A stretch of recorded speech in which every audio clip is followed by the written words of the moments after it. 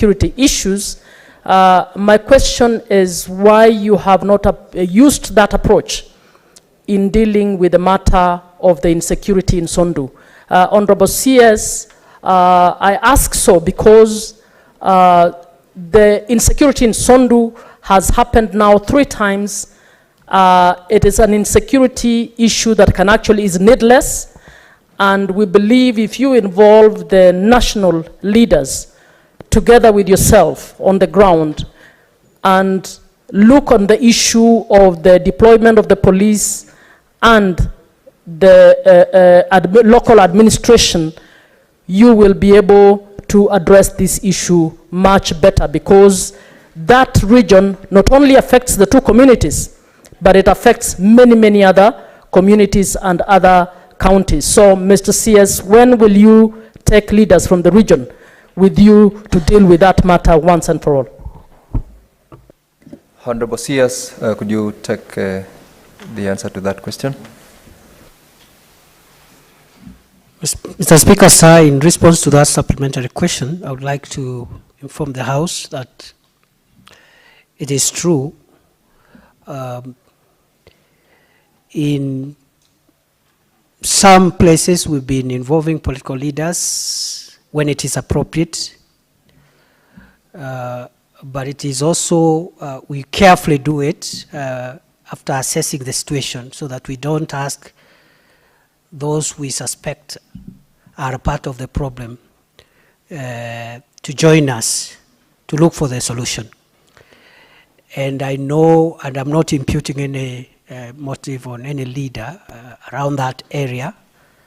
I know there has been a lot of requests from the leadership of both counties, led by the majority leader of this House, that we must allow political leaders to sit down and help in the generation of the solution. I have had a similar request in the clan conflict, inter-clan conflict in Mandera, but we have requested the leaders to hold a bit until we do a bit of homework before we call them in. In fact, yesterday I was in Sundu, incognito. I spent the day there. And I agree with Senator Muma. It's a serious matter, but it can be resolved. It is not really complicated, and therefore going forward in the next 2 weeks, I'll be requesting the leaders from the 2 counties to help us. By that time, we'll have known who to invite and who not to invite. Thank you. Thank you, Honorable CS. Majority Leader. Now, is it because I've been mentioned, Mr. Speaker? And I hope I will cut the stack that will be found worthy to appear before the meeting. Mr. Speaker, I want to appreciate the CS for finding time to come to respond. As a Majority Leader Emeritus, who used to sit on this chair when I first came to this House, it is always good to have him back in the House and respond to us. Mr. Speaker, the question that I wanted to ask has been ably responded to after being asked by Senator Catherine Muma on this issue of Sundu border issue, which we feel that we need to put behind our back, Mr. Speaker, because I know that it's something that is of concern to the 2 counties of Kericho and Kisumu. So I will pass the opportunity to other senators who want, because the question I wanted to ask is what Senator Muma has asked. But nonetheless, I celebrate the CS for the good work that he's doing. It was very reassuring to hear of the equipment that he's procuring, Mr. Speaker, on the behalf of our officers. Many times, Mr. Speaker, we only speak of loss of lives in reference to civilians, but we forget that police officers are also human beings. Many of them are brothers, sisters, fathers, and relatives. So it's quite reassuring to hear the CS speak of the modernization program that they are carrying out to ensure that we mitigate and reduce to almost zero loss of life by police officers in the course of their duty. I thank you, Mr. Speaker. Thank you very much, Majority Leader, for your compliments and comments to the Honorable CS. We have done, honorable members, 25 minutes to this question. I would, yes, 25, which is beyond the 20 that we had given. Senator Chute, your last very short supplementary question so that we close on this and move to the next question. Thank you, Mr. Speaker. Allow me to agree greatly with the CS on the NPR issue. I know they are doing a very good job, and I agree with him. And also they are supplementing heavily and greatly in helping the police officers in northern and upper eastern part of Kenya. What I wanted to know from the CS, Mr. Speaker, is what measures have they put in place to support the NPRs on insuring them as personal insurance and also giving them some small token as a salary from 15 to 20,000 shillings. If they have that kind of initiatives, I would want to know, and how is it going to help our NPRs? Thank you very much, Honorable Speaker. Honorable CS, kindly respond. Mr. Speaker, sir, in response, I would like to inform the House that the NPRs continue to do a great job in securing the communities from where they come from. At the moment, we give them a token of 5,000 shillings a month, which has been described as inadequate, and we agree it's inadequate, but because of budgetary constraints, it has not been able to review that allowance forward. We are actually fighting to have it released timeously, because sometimes it has been taken 2-3 months before it is released, before we can even thinking of reviewing it upwards. But I'm a great supporter, as the Security Minister, I'm a great supporter of enhanced allowances for NPRs. We are also looking at the permutations to see whether we, this financial year, can put the NPRs on NHIF medical cover so that to improve on their welfare. Thank you, Honorable CS. Honorable members, that brings us to a closure on question number 26. I'm going to call upon Senator James Murango to ask question number 32, sorry.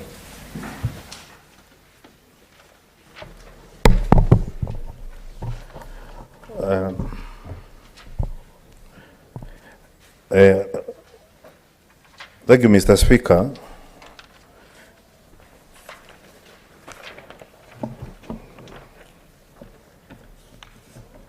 Proceed, Senator Murango. We are running. Yes, Speaker, I'm proceeding. Okay.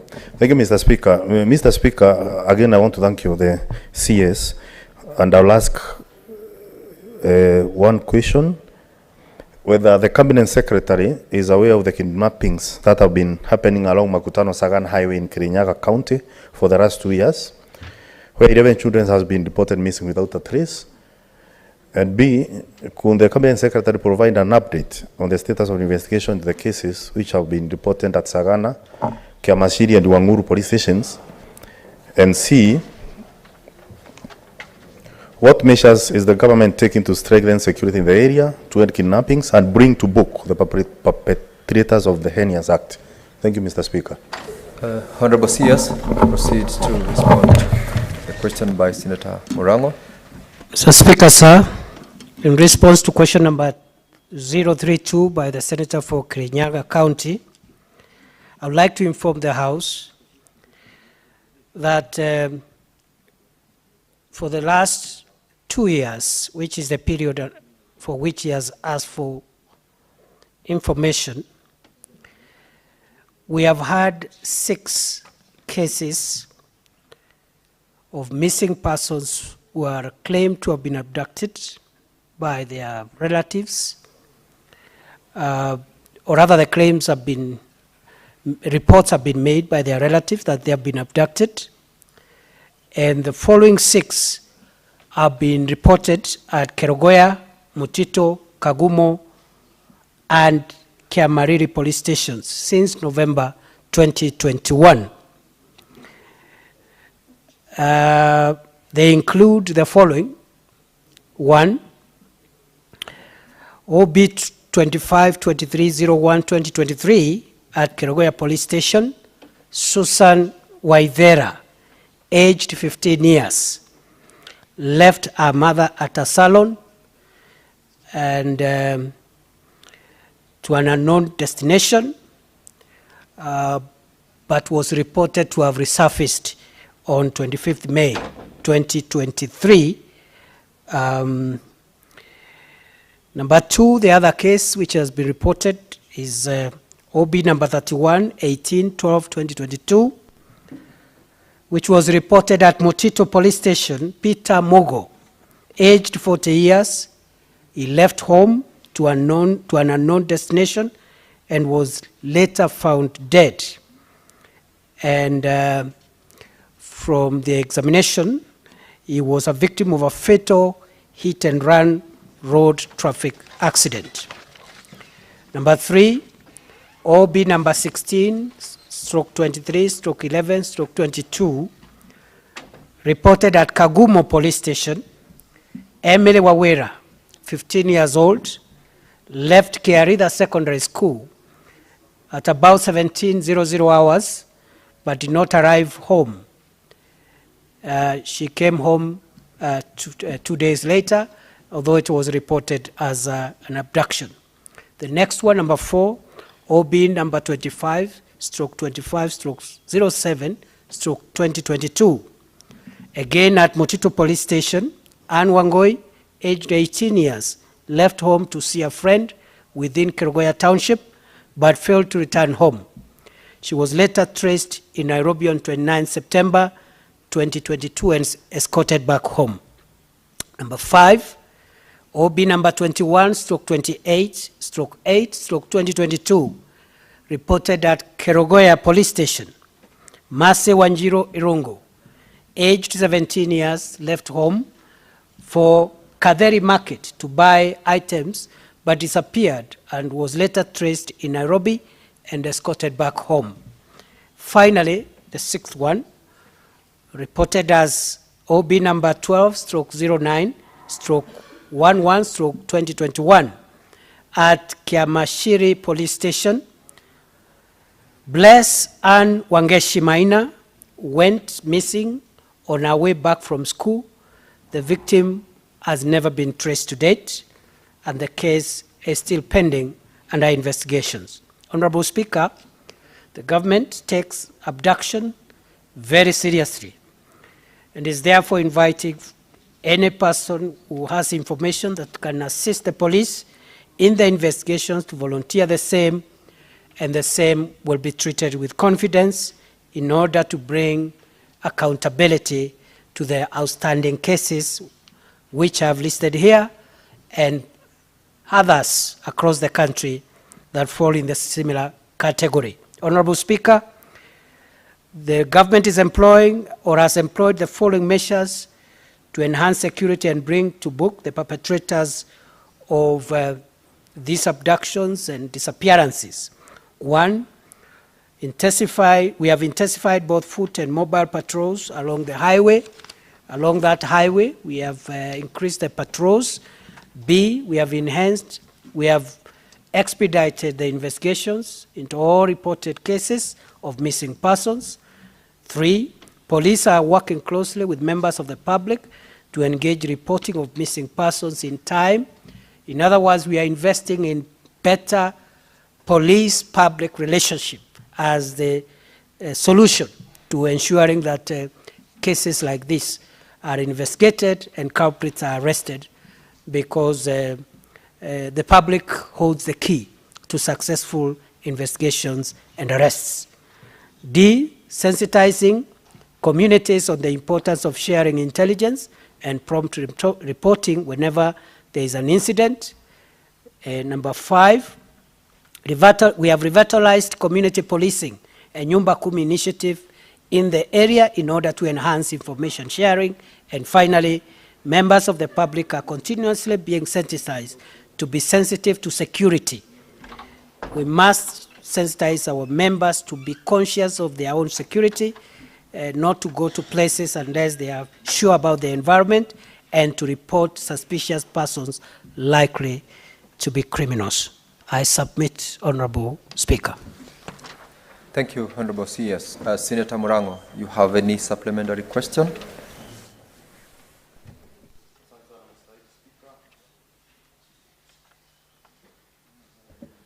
Give him the microphone, clerk. Thank you.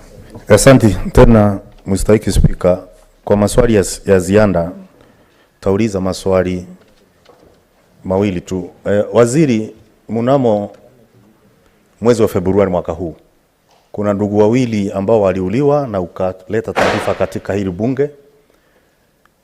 Ndugu wawili waliouliwa kinyama pale, na kutoka wakati huo hatujasikia kulifanyika vipi. Kwa hivyo swali langu ni je, wale watu wanaouliwa, ndugu harisa, ndugu wa damu waliouliwa, uchunguzi umefika wapi? Kwa sababu hatujasikia toka Februari mambo inafanyika. Na swali langu lingine la mwisho, kwa sababu sitaki kukuambia mambo ya wizi wa ng'ombe ambao unaendelea Kirinyaga.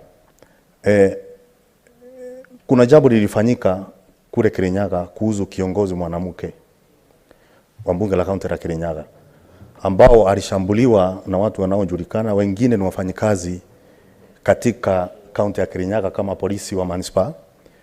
Lakini toka siku hiyo wale watu bado wanarandaranda kule, wanakenjeri viongozi kule. Katika uchunguzi wa yale maneno, kwa sababu ni mambo ya aibu, umefika wapi na tunatarajia lini kwamba hatua itachukuliwa kwa wale watu? Asante sana Mr. Speaker. Honorable CS, could you respond to the supplementary questions? Mr. Speaker, sir, in response to the supplementary questions by Senator Murango, I would like to request for 7 days to file a written response, one on the status of investigations on the two brothers that the Honorable is Murango is pursuing. I would plead that that request be made in writing, so that the names of the deceased, so that I can give a status report in 7 days. Number two, also with regard to the attack on the women rep for Kirinyaga, I would also plead for time to file a written response to the Senate within 7 days. Thank you, Honorable CS. Senator Dulo, you had requested to have a supplementary question. I want to ask you to proceed and ask the CS. Thank you, Mr. Speaker. Mr. Speaker, I'll ask quick questions since I had requested earlier on the 3 questions, which will be very fast. Number one, the CS, congratulations for the good job. I know you are up to task. We've served in this house together twice. You are up to task. So, Mr. Speaker, what I wanted to ask, number one, on the recruitment of NPR, and again, Mr. Speaker, on the recruitment of chiefs. Mr. Speaker, and I know the PS is aware, there is too much politics around the recruitment of chiefs and also NPR within the counties. Is there a way the CS can work it out, that the recruitment of NPR and chiefs are done in a transparent manner, so that everybody can see the process is very transparent without politics? And actually the people who are causing problem in these two processes are politicians, so that politicians are locked out completely and the process is transparent and members of public are satisfied with the whole process. That is number one. I know you are smiling, you should be able to work out a strategy on that. Finally, Mr. Speaker, it's the issue of police who have overstayed in hardship areas. I know I've been in security sometimes back, and the policy has been, once you have served in a hardship area for 5 years, you are removed to go to other areas. But it has, these days, police officers take even more than 10 years to stay in a hardship area, until they have familiarized themselves with the community, and the work they are doing, they are not even taking it seriously. So can the CS implement the policy on the 5-year rule, so that the police officers in hardship areas, they are actually transferred to other areas, and others are posted to those areas. I thank you, Mr. Speaker. Thank you very much, Senator Dula. Honorable CS, could you respond to those questions? Mr. Speaker, sir, it is true that is a policy on how long an officer should stay in one's position, in one station. But for a long time, that policy has not been implemented. It has now been decided that going forward, no officer who has served for more than 3 years should remain in the station they are serving. The signal went out 2 weeks ago, the day when the task force on police reforms presented their progress report to the president. And now it's part of the policy reforms that we have initiated, and we are expecting, we have given the police command a maximum of 60 days to make sure that all officers countrywide who have stayed for more than 3 years, not 5, must be transferred. Number 2, on the question of involvement of politicians in the appointment of chiefs and assistant chiefs, I agree. And I hope that the proposal by Senator Dulo is in sync with the proposal by the chairman of the Senate Security Committee, because the senator for Baringo, who is the chair of the Security Committee, recommended that there is need for public involvement, public participation in hiring of chiefs. But I don't think public involvement means involvement or meddling by politicians. It just means that the politicians, like everybody else, can also give their views, but the decision remains the decision of government. And I know what the Senator Dulo is pursuing is the actual meddling, where a politician wants to decide who becomes a chief. That is wrong. What we should encourage is public participation, including the participation of leaders, because they also have views, but the decision should perhaps involve more people. So those are some of the policy proposals that we are willing to look at, but on the 3-year transfer is mandatory. In fact, the directive by the government is that any officer after the 60 days who continues to resist or for whatever reason does not move to a new station, the salary will be stopped. It is that serious. And for those doing sensitive operations, normally we move them after 1 year, because the kinetic work and operations they engage in are extremely demanding. After 1 year, we rotate them so that they serve, even if it's within the same sensitive operations, but in a different station every year. But for general police duties, 3 years you must move. If you don't move, we'll stop your salary. Thank you very much, Honorable CS, for those responses. Honorable members, we will defer question number 11 and number 12 in the absence of Senator Kinyua. Similarly, we're going to defer question number 45 in the absence of Senator Lomenen, and I will ask Senator Chute to proceed to ask question number 54. Question number 54, Senator Chute, proceed.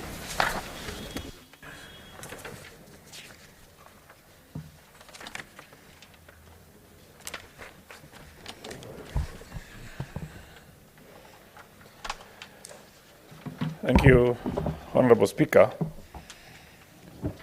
I would start with the question number 54A.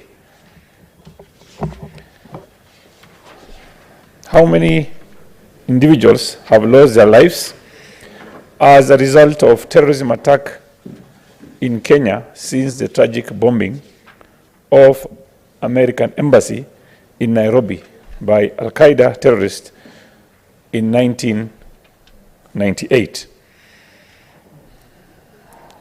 Question B, Honorable Speaker, what measures has the government put in place to boost counter-terrorism efforts and safeguard the lives and property of Kenyan citizens. Thank you, Honorable Speaker. Thank you, Honorable Chute. Waziri, proceed to respond to the question by this Senator. Mr. Speaker, sir, in response to question number 54 by the Senator from Marsabit, I would like to inform the House that the 1998 bombing of the Embassy of the United States of America in Nairobi which occurred on 7th of August 1998 around 11 a.m. resulted in the death of 213 Kenyans and 12 citizens of the United States of America. About 4,500 other persons were injured in various degrees. Our police agencies, the DCI, together with international agencies and American security agencies, have been involved in investigations, in the consequence of which arrest of several suspects have been done in Kenya, while arrests have also been done outside Kenya. One of the main suspects was Harun Fazul, who has never been arrested. The investigations reveal that this attack was perpetrated by Al-Qaeda, a group calling itself Al-Qaeda, and the planning was done in Khartoum, Sudan. The main planner in the attack was Mr. Harun Fazul, a citizen of the Republic of the Comoros, who had obtained a Kenyan national identification card fraudulently, and his acquisition of the Kenyan ID had been facilitated by government officials who were later charged in court. Mr. Speaker, sir, on the morning of the attack, Harun Fazul, together with others, drove a vehicle-borne improvised explosive device, VBIED, into the U.S. Embassy, causing the above-named or mentioned fatalities and serious infrastructural damages. The motive of the attack was to hurt American interests in the region, as they also attacked the American embassy in Dar es Salaam, Tanzania. It was orchestrated by Al-Qaeda terrorist organization led by Mr. Osama bin Laden, who is now dead. Mr. Speaker, sir, since 1998,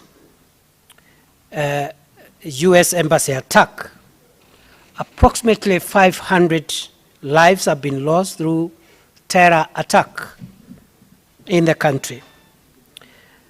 This includes the 213 fatalities of the 1998 attack, 201 Kenyans and 12 Americans, 67 people who died at the attack at Westgate Mall in 2014, the Garissa University attack in 2015 that led to the death of 148 persons, the Dusit attack in 2019 in Nairobi that led to the death of 21 civilians and 5 attackers, or 5 suicide bombers. And then the other numbers is a collection of the various civilians and members of the National Police Service and the Kenya Defence Forces who have died as a result of IED attacks in the war against terror in northeastern Kenya and Lamu County. Honorable Speaker, the following measures have been put in place to boost counter-terrorism efforts and safeguard the lives and property of the people of Kenya. First, the government has set up the Anti-Terrorism Police Unit, ATPU, which continues to do a fantastic job in thwarting the threats of terror on a continuous basis. The government has also established the National Center, the National Counterterrorism Center, to deal with research and also identification of terror threats, and also to deal with radicalization and countering radicalization, which is the main recipe for terrorists and the breeding of terror. We also have set in place a joint terrorism task force. Likewise, Kenya has a very robust financial reporting center whose mandate, among other things, is to track inflows and outflows of financial resources into our financial system.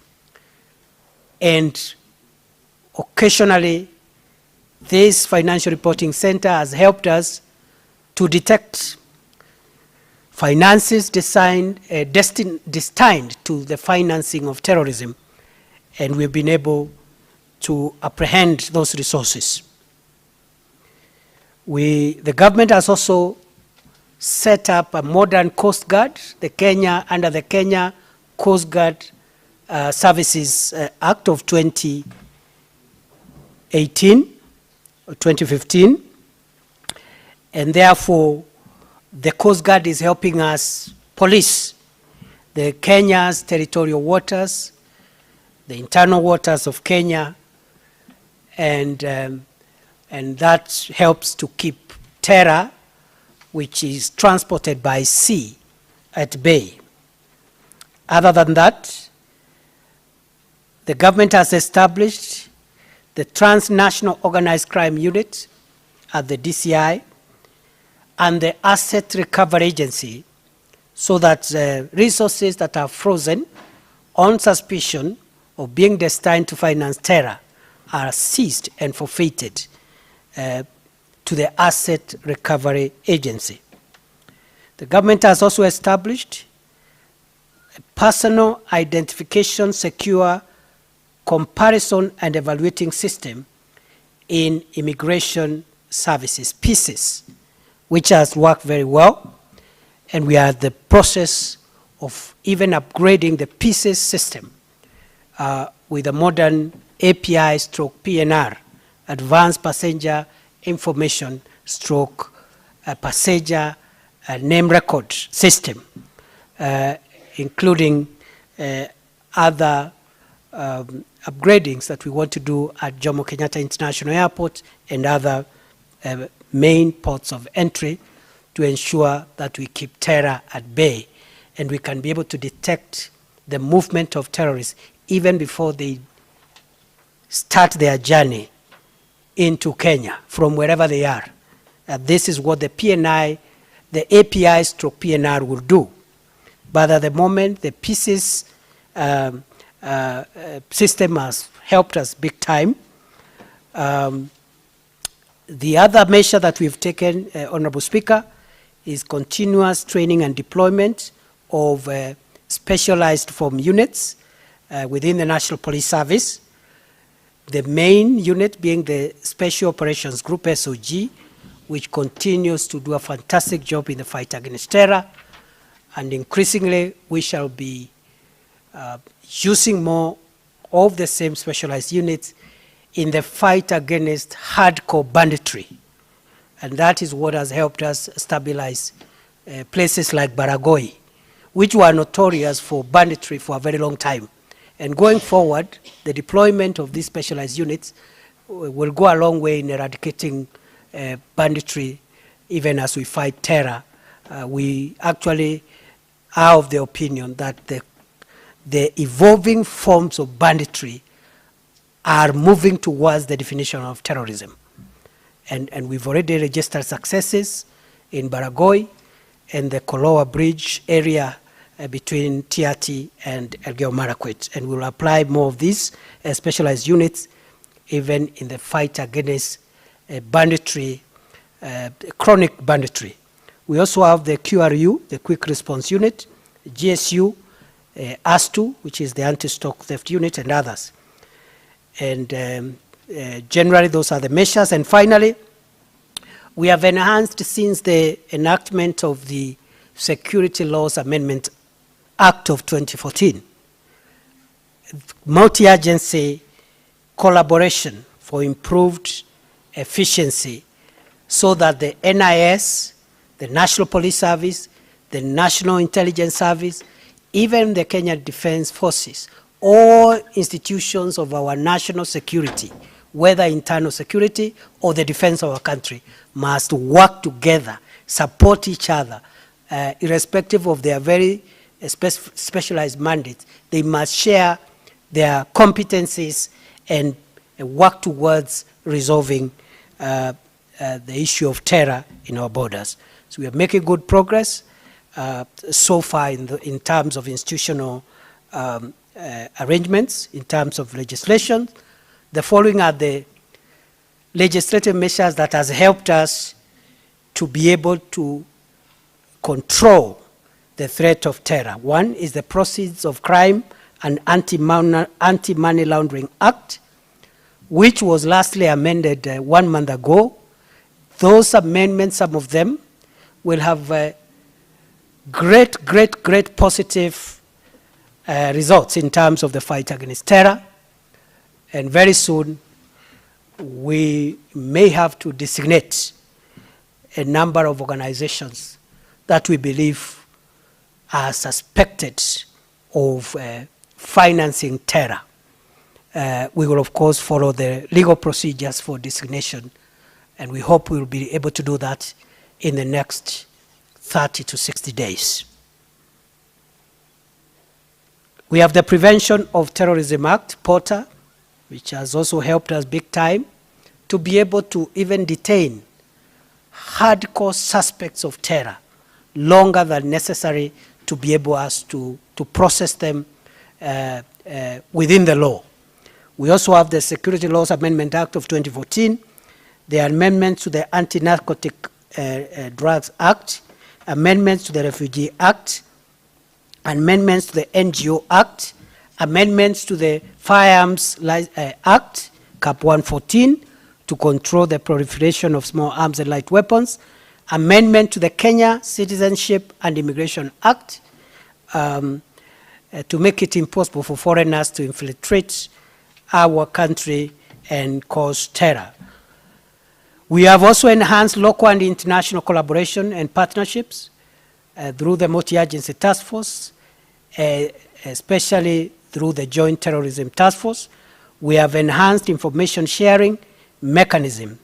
We have enhanced financial regulation by the Central Bank of Kenya.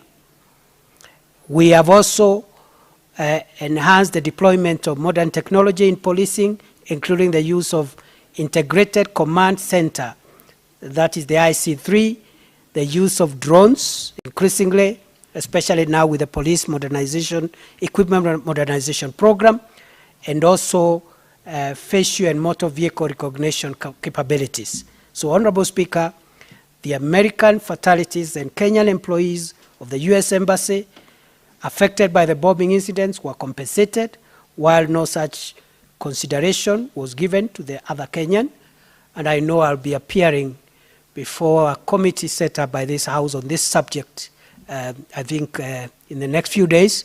So if I can be spared, because already this House is seized of the matter, and I've already given them a date when we'll appear and for interrogation on this matter of the Kenyans who were never compensated after the bombing in 1998. Allow me as I end just to add one extra matter, which is not part of my written statement, which is our continuous engagement in the fight against terror. Terror poses an existential threat to our country. We have all seen what has happened in the Middle East. One small gap in the fight against terror can have devastating effects. So we are not leaving anything for chance. We are concerned with the situation right now in Northeastern. I want to promise the country I will spend more time in Northeastern in the coming days and weeks, because we must bring back the situation and contain the situation that is evolving in that part of our country. The same with Lamu. And on Lamu, I think I had promised to be there from today, but I had to honor this house. I know I'm appearing again before many other committees of the National Assembly tomorrow, so I may have to postpone my journey for a while as I attend to these other obligations. But I can report to the country. We will fix the situation in Lamu. The terror that is being visited on the people of Lamu is unacceptable. And before the end of this week, in the next 2 days, the Minister of Interior is going to publish those suspects that we consider to be the chief planners and those who bear the greatest responsibility in planning, financing, and orchestrating the violence that has visited Lamu County in the recent weeks. And we will be calling on the people of Kenya to give us information, and we will reward information. We will reward financially information that can help us apprehend those dangerous criminals. In the alternative, we will be giving notice to those criminals to surrender to the authorities, to the nearest police station, to the nearest military camp, to the nearest government office within a given time frame. And we are going to do that announcement before Friday.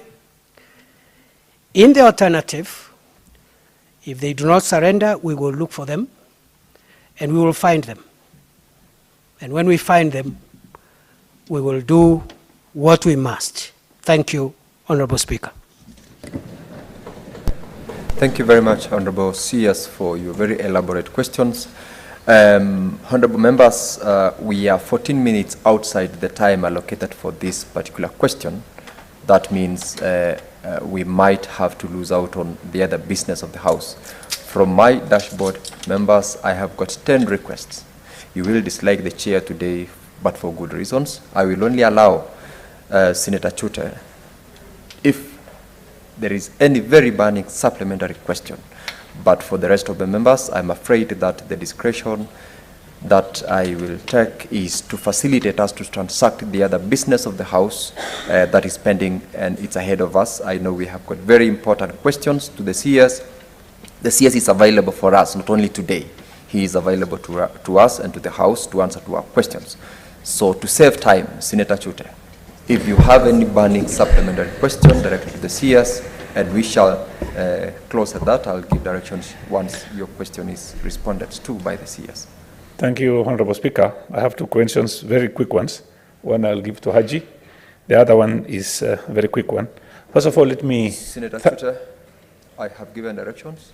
You cannot give out time without which. So ask your supplementary question. One question. Okay, let me ask that question, Mr. Speaker. First of all, let me thank the CS for the elaborate answers, and also thank the CS for the new border post in Ileret. Thank you very much, Honorable CS. My question, Honorable CS, last week, the Minister for Defense was before this House, and he said any soldier that is killed in line of duty is paid 5 million Kenyan shillings and Yeah, I'm guided. Thank you very much. 4 million shillings and 50,000 US dollars if any officer dies in outside this country. Honorable Speaker, I would want to ask this, the CS, if a police officer dies in line of duty, when in Kenya or outside Kenya, how much money?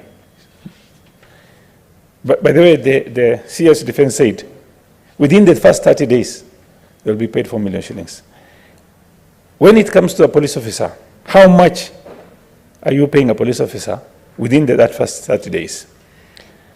And my other question on a CS is, have you ever thought of employing Morans and people in northern Kenya and upper eastern, those who are not educated, as police officers? Have you ever thought of recruiting those people so that the banditry issue, the menace we are having in those areas, can be controlled and curtailed? If so, if you have that plans, when are you going to execute or start? Thank you very much, Honorable Speaker. Honorable CS, kindly respond to those supplementary questions. Honorable Speaker, under the medical insurance scheme of the National Police Service, an officer who dies in the line of duty is entitled to a package which includes a one-off payment, which is equivalent to 8 years of gross salary. That also includes the funeral expenses, and therefore those officers who die in the line of duty are well taken care of under the medical insurance scheme of the National Police Service. What we are working on now is to go further and establish a benevolent fund.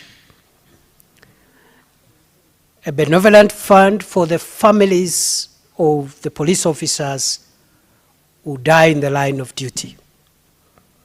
Because some of our best and most sophisticated officers in terms of combating dangerous criminals are fairly young officers. They've been trained, including abroad. We train them young.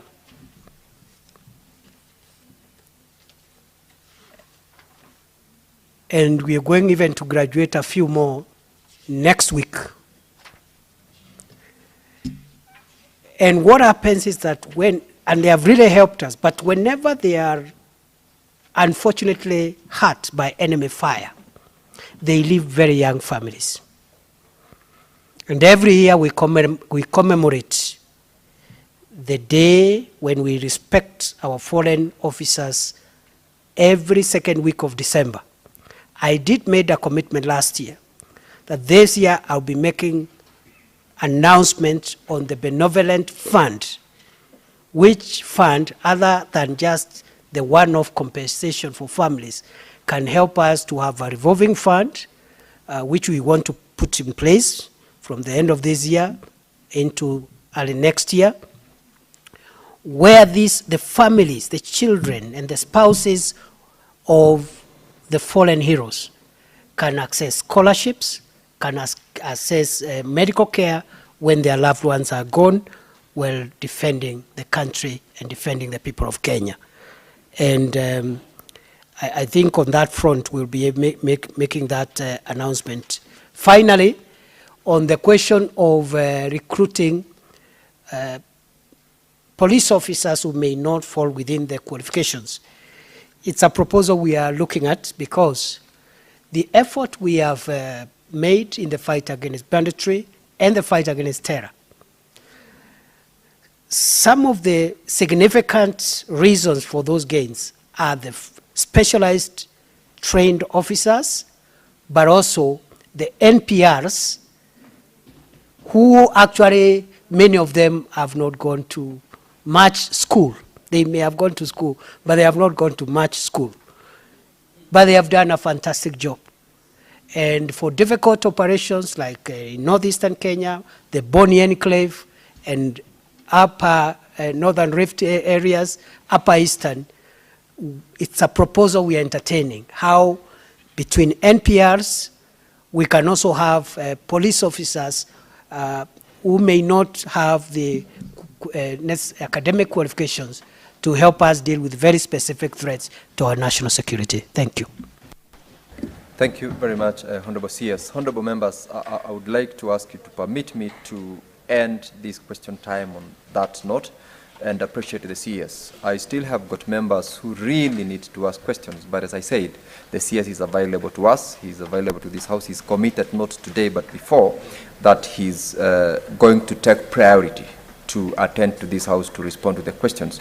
And Honorable CS, I must appreciate you for that, together with your team, and also for taking time to be present today to respond to the questions from the Senate. And on behalf of this House and the honorable members, I would like to thank you and thank your team.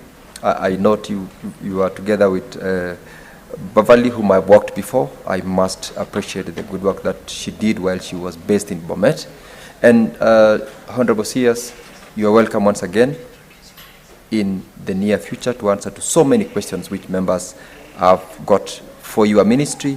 And we want to congratulate you on my part, and as the rest of the members here have appreciated you, we appreciate what you are doing in the ministry in supporting the House in delivering on its mandate to the people of Kenya and to the world at large. Thank you very much, Honorable CS. And with that, you are free to take leave from the House, and wish you a blessed day henceforth from here. Thank you very much.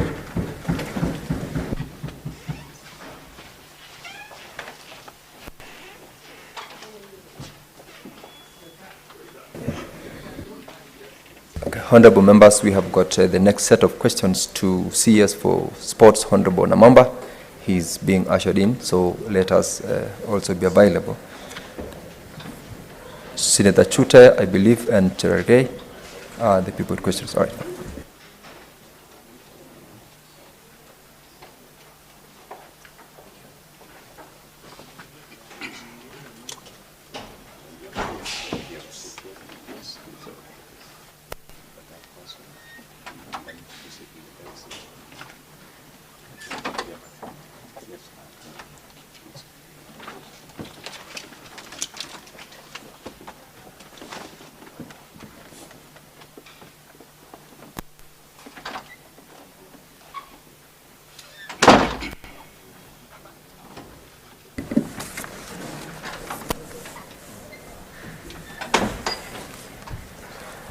Welcome, Honorable CS Ababu Namamba, to this House.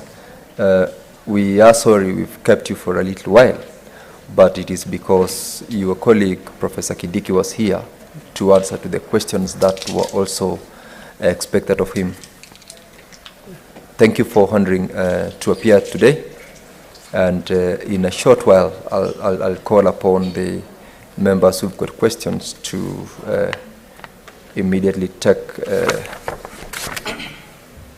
I'm seeing honorable members. I believe these are requests with regards to the previous questions, but then there is an intervention.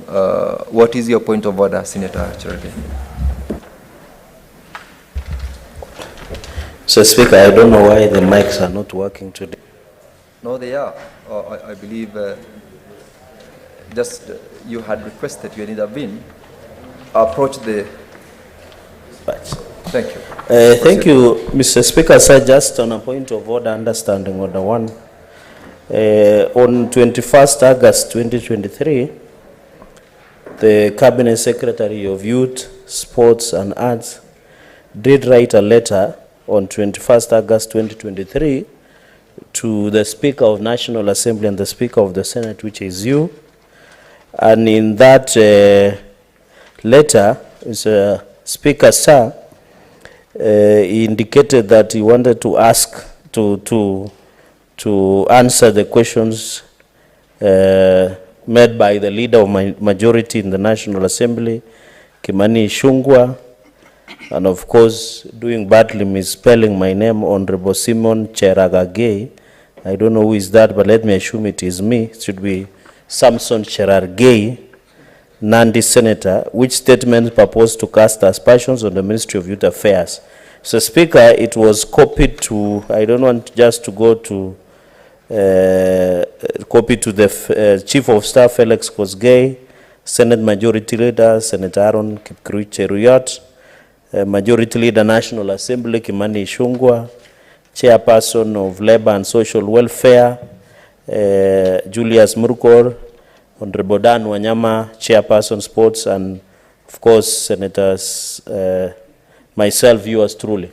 My question, Chair, would it be, is it in order for the CS to purport to direct to the Senate to come and answer question? I hope, I thought Parliament, there is a modus operandi on how Parliament operates. And this is the first time ministry that a Cabinet Secretary is directing you to come and answer questions. Mr. Speaker, is it in order, will the CS, for neatness of engagement, withdraw this letter, or do we want to stand by it? Because our modus operandi is we have mechanisms of invitation and engaging Cabinet Secretaries, among others, Mr. Speaker. Would it be in order that he withdraws this letter? Thank you, Chair. Thank you, Speaker. Thank you, Senator Cherargei, about that letter.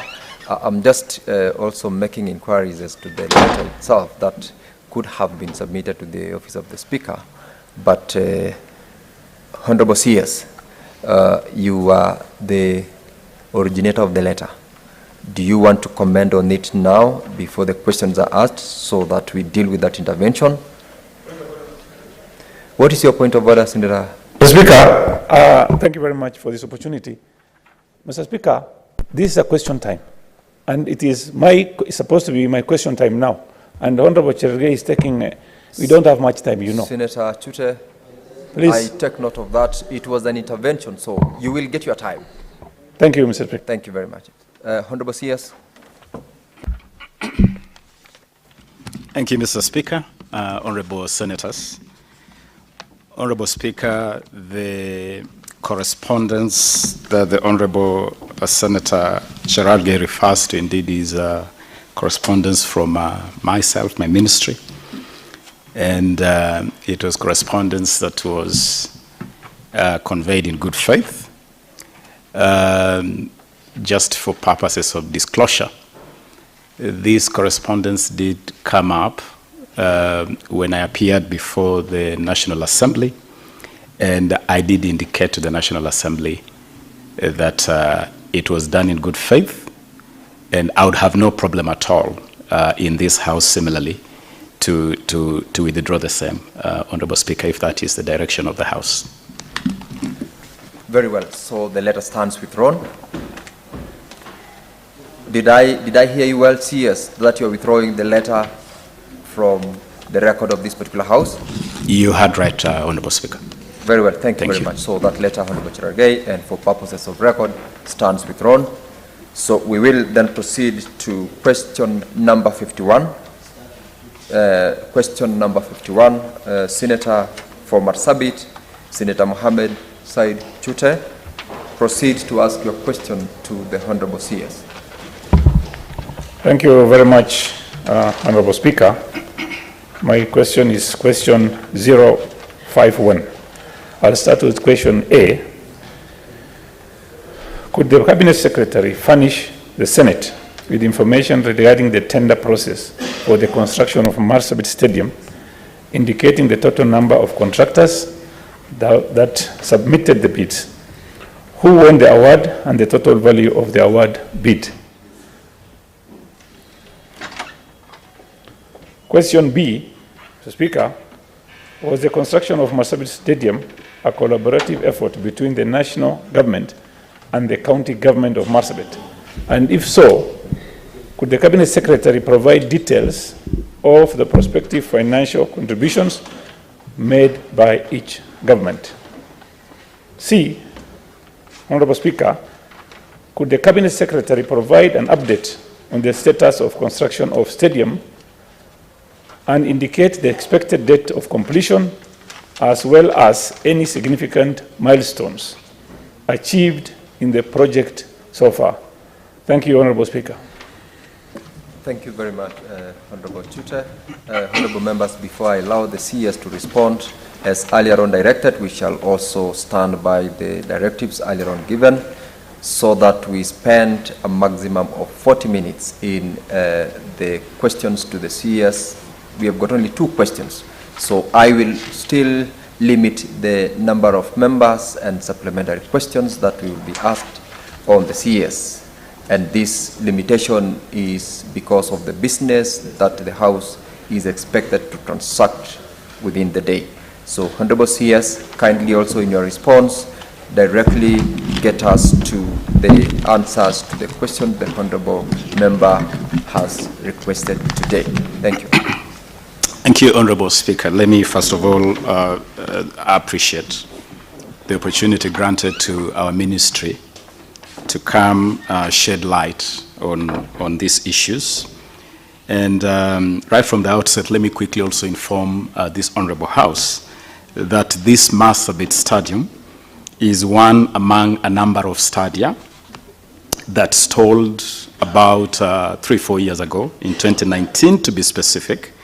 The other stadia, including Wote Stadium in Makwiny, Karatu Stadium in Kiambu, Ruringu Stadium in Nyeri, Kipchoge Keino Stadium in Uasin Gishu, and Kamarin Stadium in Elgeyo Marakwet County. Honorable Speaker, we have done an assessment in the last 1 year that we've been in office, and we did take note of a number of factors that could have contributed to the stalling of this particular stadium in Marsabit, alongside the others that I have mentioned. And those factors included difficulties, what we can call haphazard and coherent selection of projects, project prioritization which had challenges, and not taking time to ensure that as you prioritize a project, you actually have sufficient funds to finance that project, as is the requirement. And based on this assessment, Honorable Speaker, the ministry has made 2 important interventions, which I would invite the House to take note of. Number 1, we invited the Auditor General to conduct an audit to empirically determine the cause for the stalling of these projects, given that a significant sums of money were spent on these projects.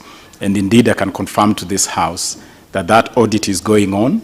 Marsabit Stadium, alongside these other stadia, are being audited. And the progress report we have is that the audit should be concluding anytime soon. The second intervention we made, Honorable Speaker, is that we took time to prepare a comprehensive sports infrastructure master plan. And I'm pleased to inform this House that today, for the first time in the history of Kenya, the country now has a substantive, comprehensive, well thought out master plan to guide the development of infrastructure in sports and the creative industry.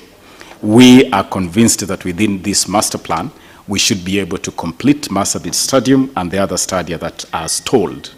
Because this master plan has 3 pillars: sorting our international level stadia, making sure that our regional stadia are of the required standard, and then investing heavily in community grounds, including academies.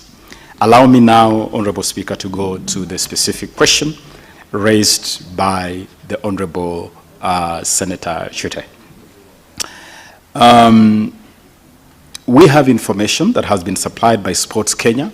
Honorable Speaker, Sports Kenya is the agency that is responsible for sports facilities in the country. And the information we have is that this particular project was undertaken under the Public Procurement and Disposal Act 2025. It is started with an advertisement inviting the tender, and this advertisement was put on the website of Sports Kenya. And then at the closure of the advertisement, assessment was then done in accordance with that law. And we have provided the details of how the 7 bidders were assessed. And the 7 bidders were Prestige Remote Land, Arid Lands Construction Company Limited, Themas Construction Company Limited, Funan Construction, Frontier Engineering, Benissa Limited, and Parbat Siani Construction Limited.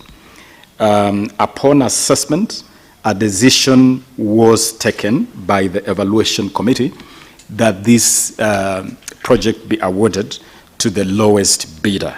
And in this case, it was Benissa Limited, who bid at 295 million Kenya shillings, 236,215 shillings.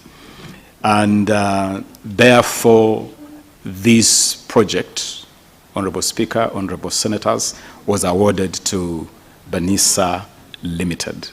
And from the information we have on record, that was in line with the Public Procurement and Disposal Act of 2015.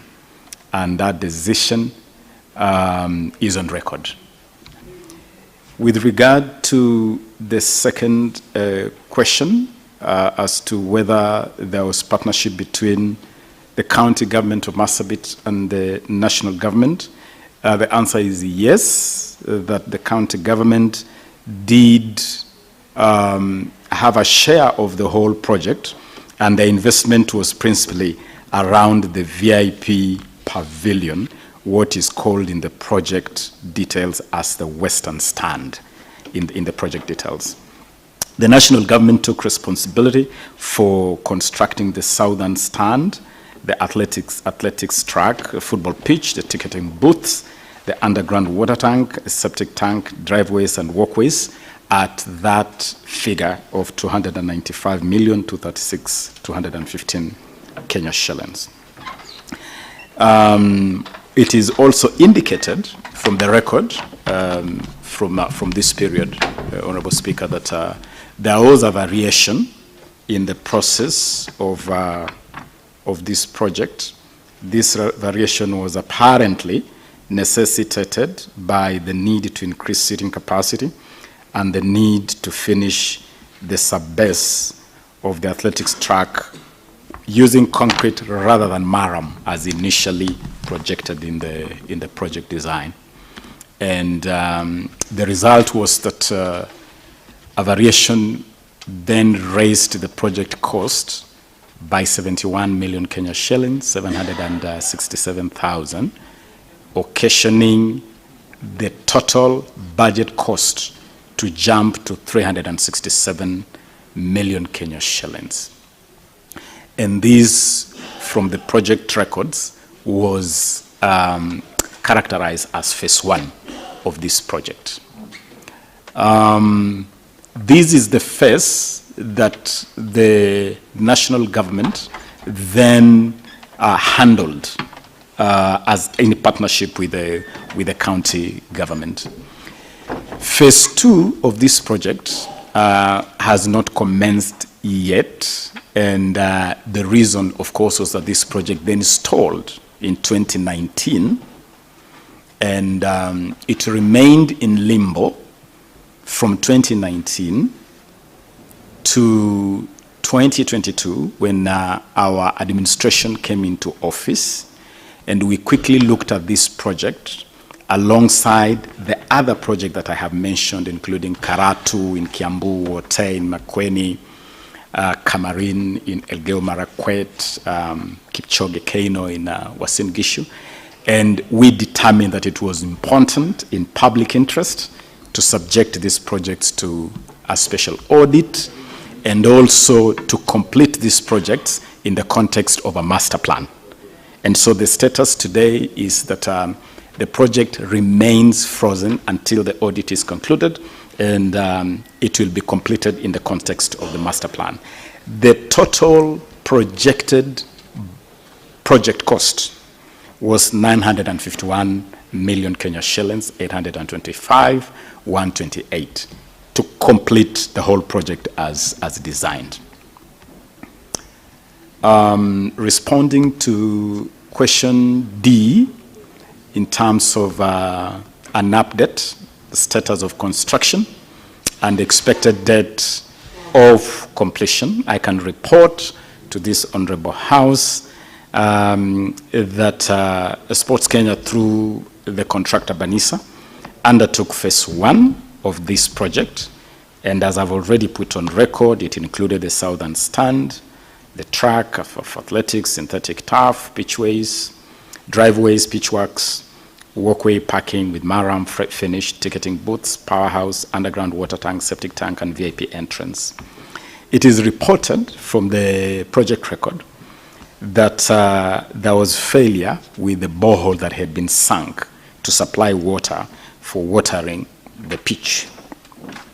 And apparently a decision was then made by the board of Sports Kenya that the grass pitch, or what was initially planned as the grass pitch, should subsequently be changed to an artificial football turf.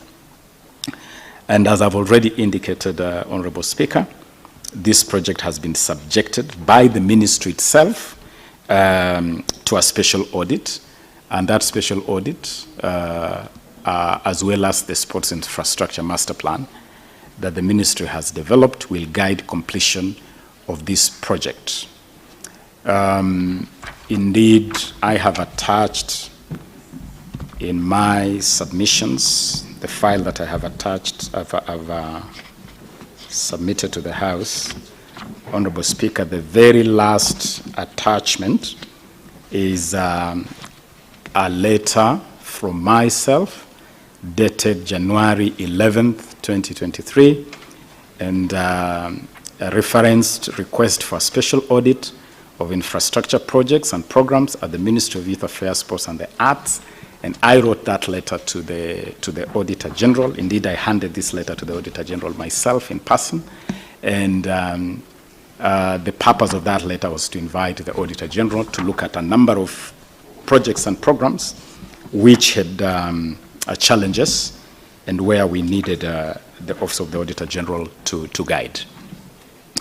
There is also a response from the Office of the Auditor General dated 27 February 2023, in which the Auditor General acknowledges receiving my request, and from that correspondence, the process of the special audit then commenced, and we expect that process to conclude. The ultimate goal really is to meet the needs and expectations of this community by providing them with a modern and fully functional stadium facility constructed within the tenets of value for money.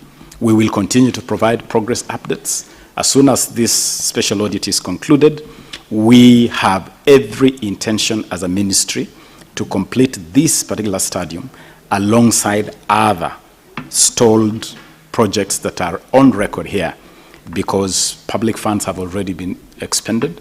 And in the context of our very robust, very progressive, transformative agenda under the bottom-up economic transformation agenda for sports and the creative industry, we believe completing these facilities will be useful in realizing the bottom-up economic transformation agenda. I submit, Honorable Speaker.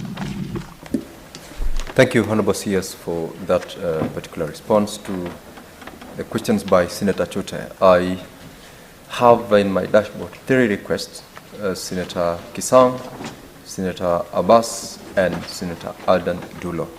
I will ask, yes, Majority Leader, what's your point of order? Apologies, Chair. Give me mic. Apologies, Chair. Ordinarily, it is within your space to guide the House. But I have noted in the morning, when you give members the opportunity to seek supplementary questions, very few of them stick to supplementary questions related to the specific question. If that's the tradition, then wouldn't it be in order, Mr. Speaker, to allow the senators that have first listed questions to complete on theirs, then you open the floor, because ideally, by practice, and it's been said, that later on the cabinet minister who comes responds to all the supplementary questions together, so that we first give priority to the senators who had questions on the order paper. I beg your indulgence, Chair, if you so agree. Thank you, Majority Leader. And indeed, that is true, and especially because of the business that is awaiting this House to transact today. I'm aware there is another question by Senator Cherargei, which also the Honorable CS is expected to respond to. And in that particular context, I will ask the Honorable Cherargei to ask his question so that once it's responded to, I go back to Senator Chute to have his second and supplementary question, as well as the rest of the members whose requests have already been noted here. Proceed, Senator Cherargei. Thank you, Mr. Speaker, sir, for that guidance. I ask question number 053. Mr. Speaker, as per the question 053, question 1, A, could the Cabinet Secretary provide information on the facilitation of Team Kenya's participation in the World Athletics Championship in Budapest, particularly by the Sports, Arts and Social Development Fund, disclosing details of sponsorship agreements, athletics selection process, and amounts expended in the purchase of uniforms and air tickets and paid as allowance and rewards to each participant.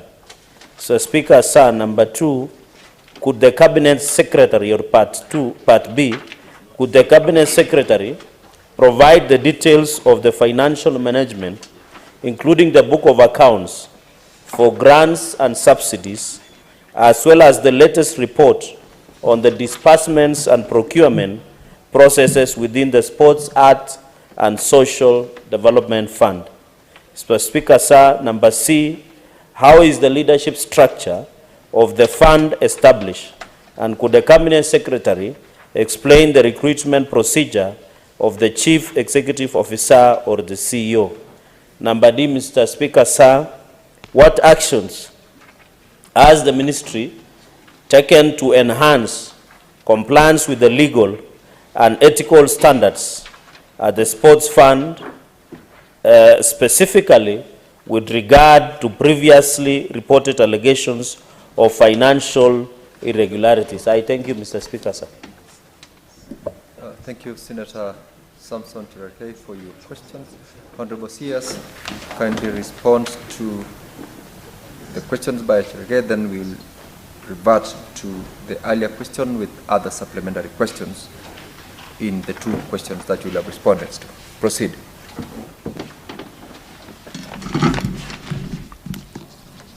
I thank you, Honorable Speaker, Honorable Senators.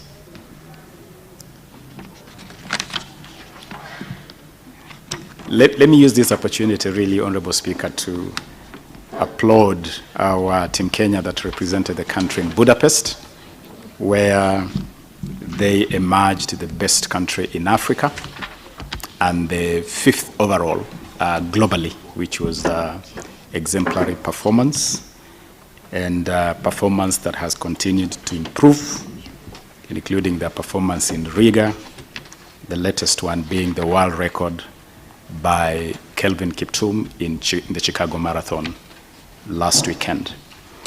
With regard to the Budapest assignment, let me break down the Honorable Senator's questions in chewable little bits and start with the selection of Team Kenya.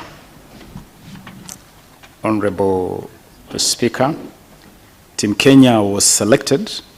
Team Kenya to the World Athletics Championship was selected through a public process, public selection, or what they normally call trials, conducted by the Athletics Kenya, the federation responsible for athletics in the country.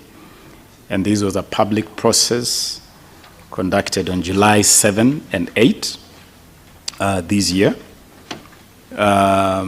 We were present for this process.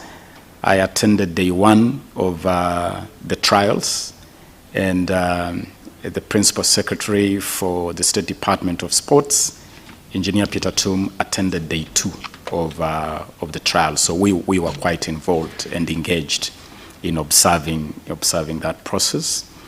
I can also confirm to this Honorable House that all the requirements to do with EDAC, the anti-doping agency of Kenya, the Athletics Integrity Unit, AIU, all those requirements with regard to anti-doping were observed. There was a selection panel that presided over this exercise, and that panel consisted of officials mostly from Athletics Kenya, who from that list, Mr. Paul Mutui as the chairman, Mr. Mutui is a senior vice president of Athletics Kenya, Mr. Barnaba Korir, who is the youth development, the officer responsible for youth development in Athletics Kenya. Patrick Sang is a fine decorated coach in the athletics fraternity. John Kimeto, Milka Chemos, Milka herself is an athletics legend in her own right. Kenneth Tanui, Charlotte Kurgoy, Stephen Mwaniki, and Fredo Wundo. Those were the team that presided over the selection of this team. I have also provided details, Honorable Speaker, on the requirements for selection, and it is quite a long list. In the interest of time, I'm conscious of your direction, Honorable Speaker, but we have provided details there, including the particular elements or the particular requirements that this selection team applied in picking the team. The criteria is detailed in segment 2 of my response, and pretty much it is normally a process that normally does not require the opening of any servers, Honorable Speaker, in the sense that it is open, it's on the track. The first two to cross the finish line are normally automatically selected. So it is very clear, it's very obvious. There is also normally a process where you can qualify through posting impressive time, through races that are keenly observed by Athletics Kenya as the body responsible.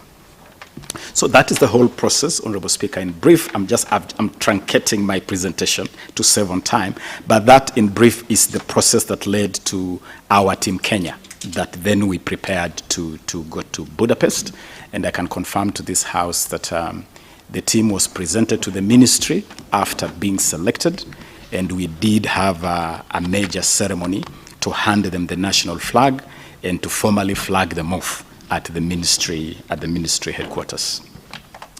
In terms of the financials, the budget expended on this assignment, we have provided a breakdown on page 10 of our submission, and we spent a total of 147,299,127 Kenya shillings on this particular assignment, broken up as follows. We spent 36,697,296 on allowances for this team, and all these allowances, I can confirm to this Honorable House, have been paid. We also had a homecoming ceremony when this team arrived back, and that ceremony for the team cost 466,000 Kenya shillings. The tickets for the team to fly to and from Budapest cost 76,856,450 Kenya shillings. Accommodation expenses out of country in Budapest cost 11,679,381. And then we had cash awards, cash rewards, amounting to 21,600,000. And Honorable Speaker, I will invite honorable members to look at. Thank you, Senator.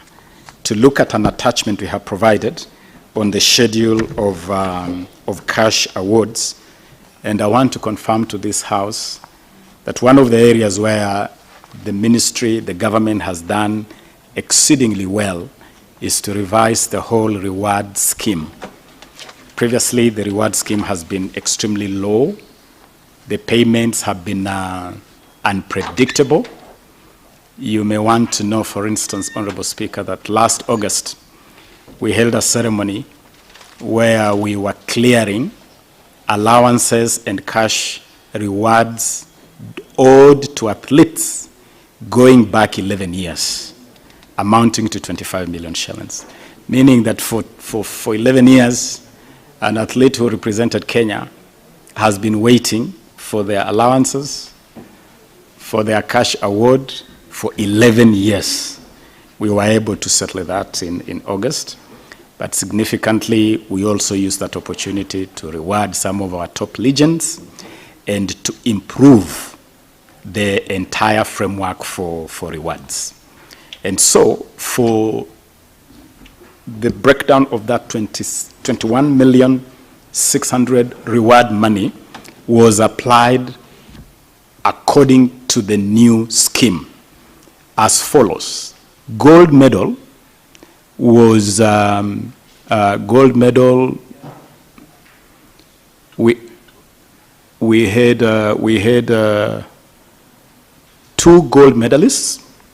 Faith Kipyegon, who won we had 3 gold medals. 2 gold medals for Faith Kipyegon and 1 gold medal for Mary Moraa. We also had 3 silver medals for Emmanuel Wanyonyi, Beatrice Chepkoech, Daniel Simiyu Ebenyo, and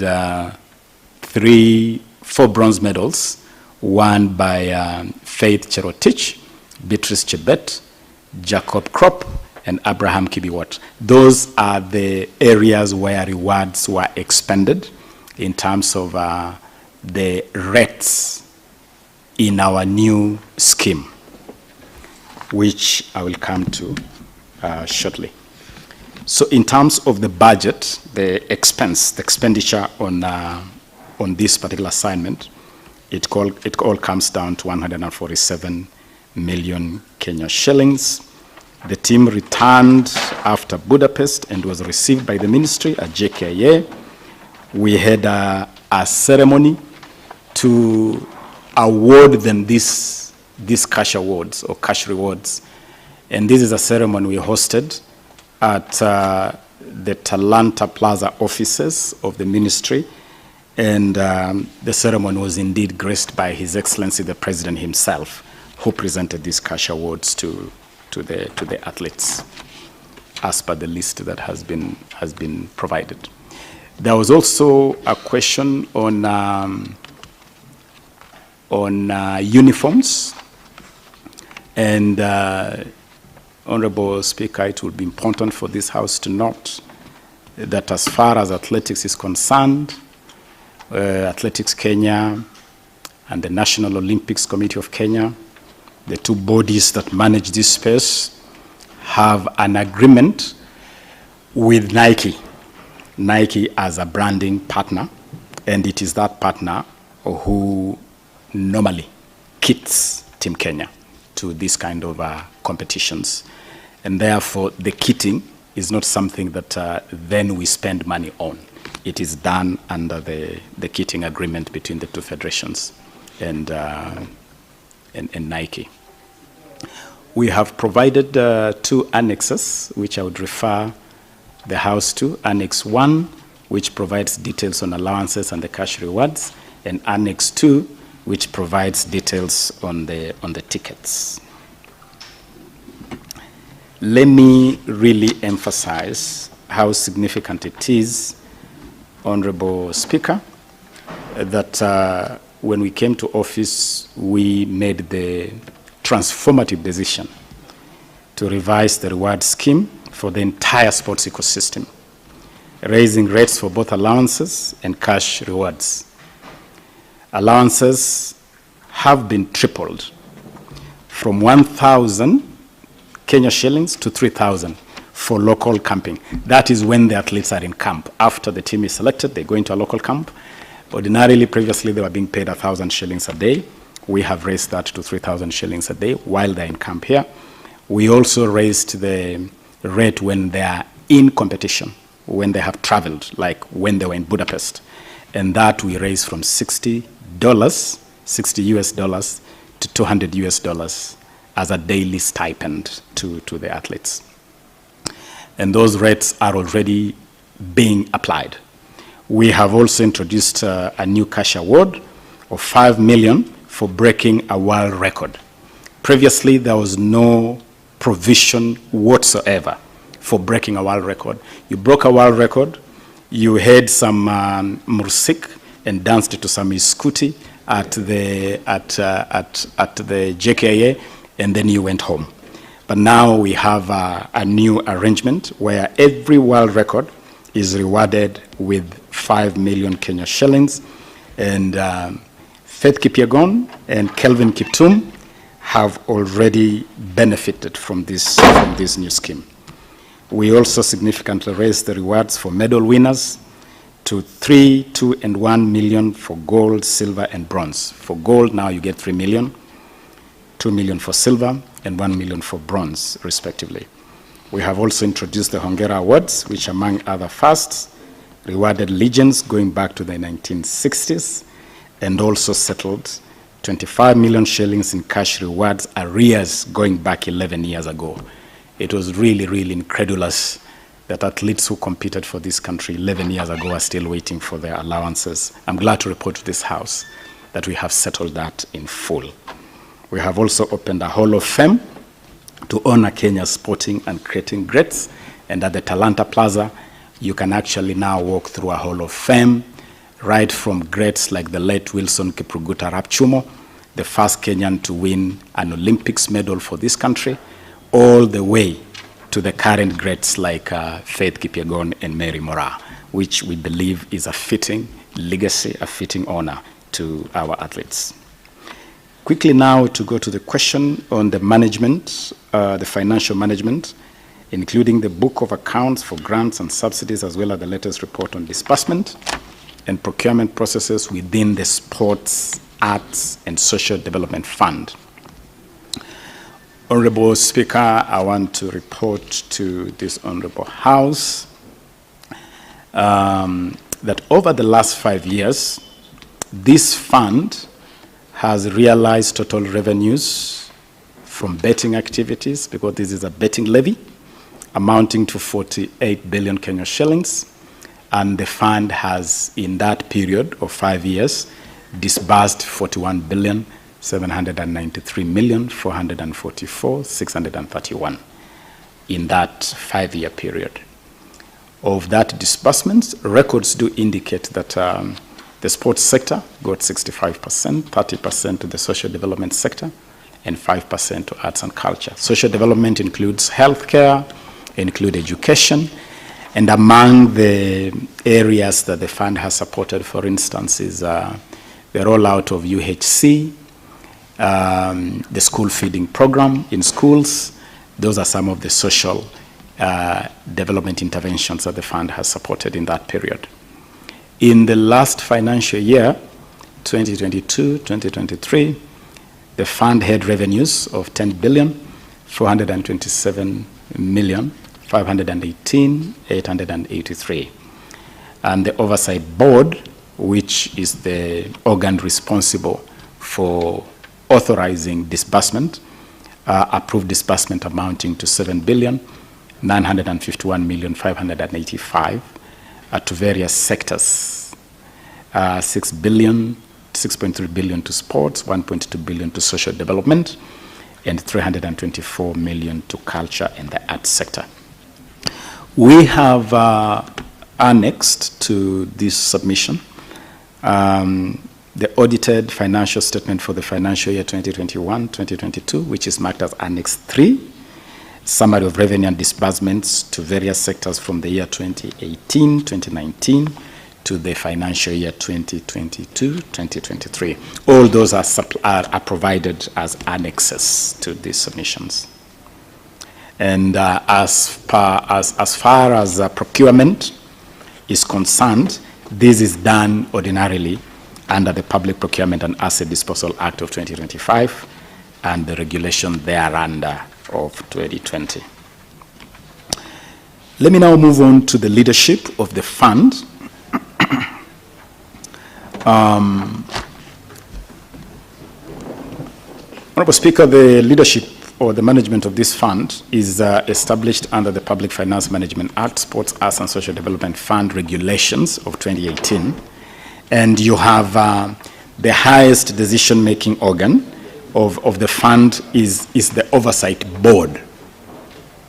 The Oversight Board is constituted by the Principal Secretary responsible for Finance, National Treasury, the Principal Secretary responsible for Sports, the Principal Secretary responsible for the Arts, the Principal Secretary responsible for Health, the Principal Secretary responsible for Education, one person not being a public officer nominated by the CS responsible for Sports, another one nominated by the CS for Health, and the third nominated by the CS for Treasury or Finance.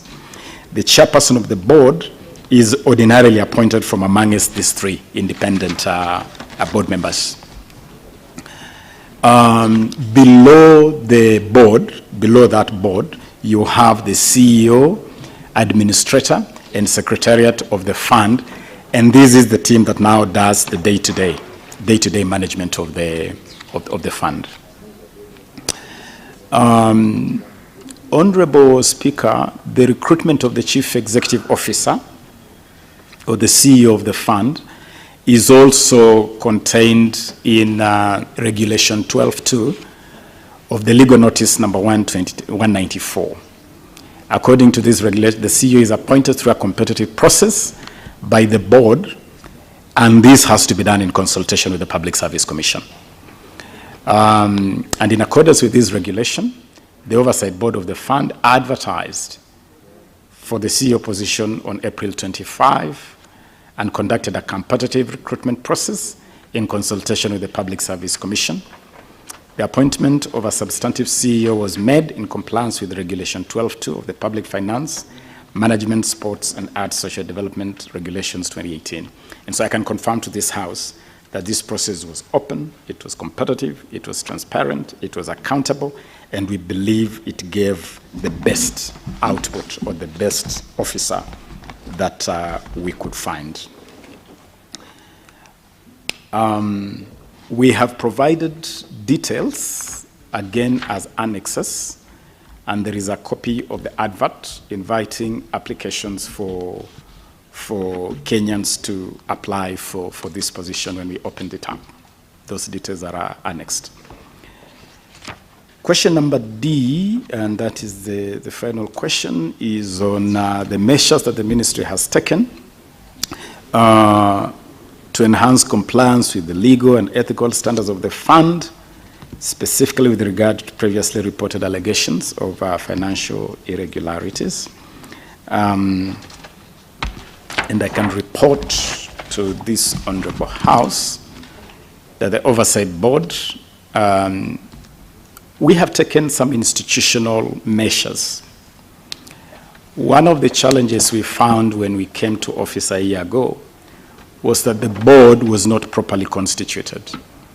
And you know the board bears the primary oversight responsibility.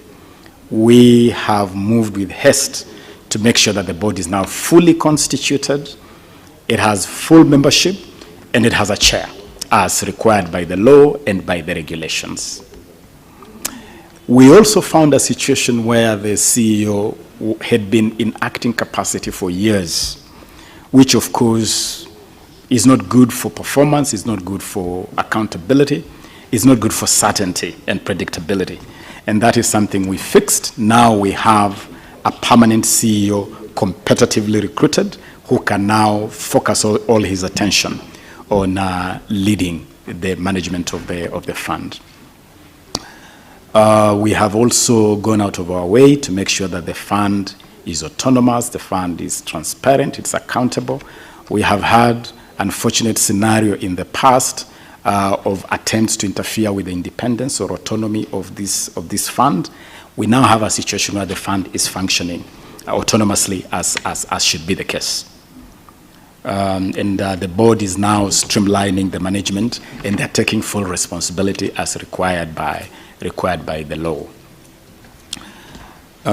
We have provided annexes, Annex 3 and Annex 4. Annex 3 is a summary of revenues and disbursements to the various sectors which I have mentioned, and Annex 4 is the advertisement for the position of the Chief Executive Officer. Let me just conclude by saying that the fund is ordinarily subjected to continuous internal audits and annual external audits by the Office of the Auditor General. These audits look at financial records, operations of the fund. They identify discrepancies, irregularities, and provide intervention, a recommendation for intervention.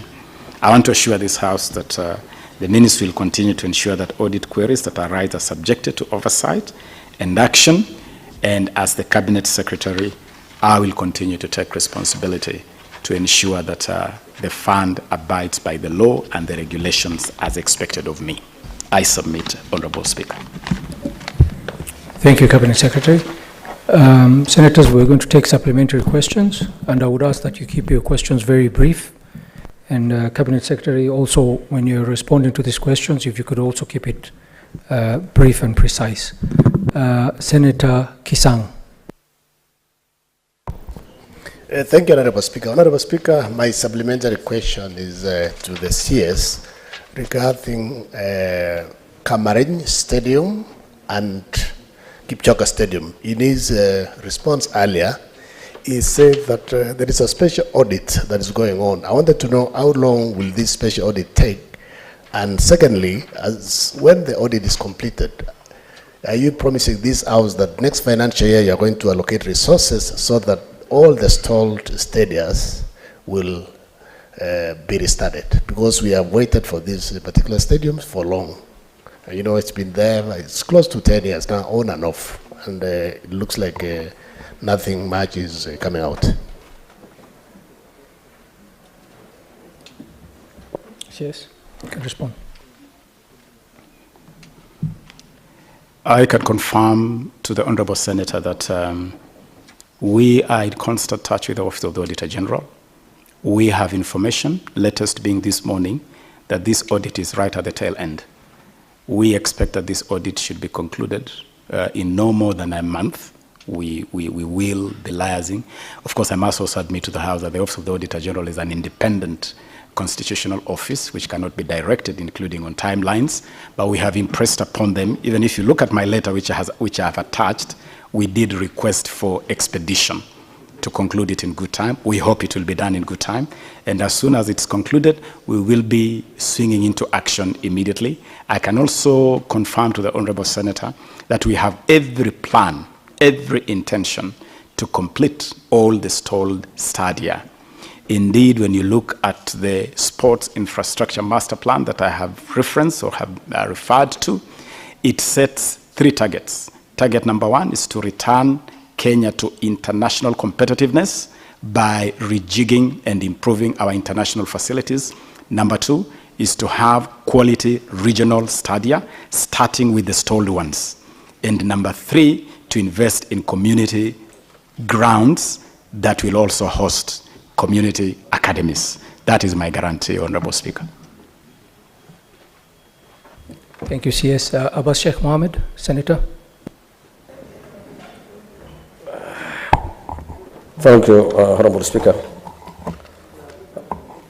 Honorable Speaker, I have a question to the CS is that what are the plans? Because in my county, Wajir, and the neighboring counties, there are no proper stadiums. They are actually small ones and not well done. As you're aware, there are many youth who are unemployed. And the sports actually is one of the things that nurtures the talents of the people, the youth. And of late, you know, the many of people,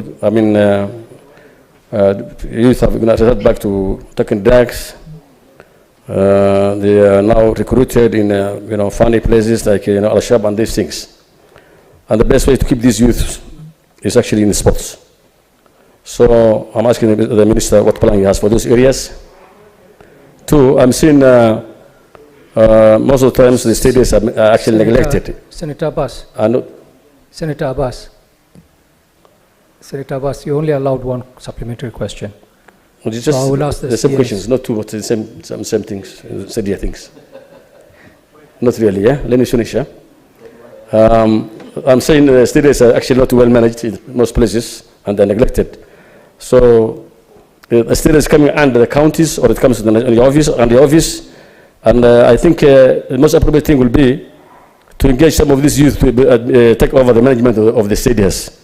Finally, I want to thank you and your ministry for recruiting the CEO, Brother No, I know, it's not unknown to me. He's a well-qualified and a young man, well-schooled and qualified, and meets actually the position he takes, that he's actually qualified for that.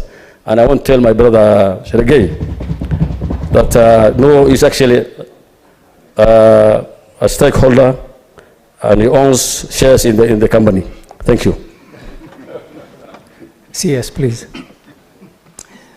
Thank you, Honorable Speaker, Honorable Senator Abbas. I want to agree that definitely in the distribution of sporting facilities, the northeastern region of this country has not received its due consideration.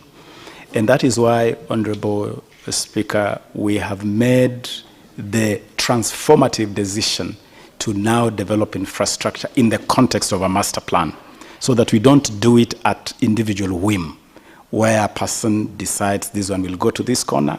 We have done a master plan that provides empirical logic why we would put a facility in Marsabit, why we would put one in Garissa or Mandera. And in the context of that master plan, the long wait by the northeastern region for sporting facilities will definitely come to an end. And I want to assure you that through the Talanta Hela program, for instance, we have seen sporting activities in Wajir, in Mandera, in Garissa, greatly limited by the limitations around facilities. So it is something we have already experienced, and I want to assure Senator Abbas that this will receive due, indeed it is receiving due consideration. With regard to the necessity to engage young people, I do agree with the Honorable Senator that left unengaged or left on their own, there's always the risk of drugs, the risk of radicalization, and many other challenges. And that is why we are being very deliberate, very intentional, very structured in growing talents from the base.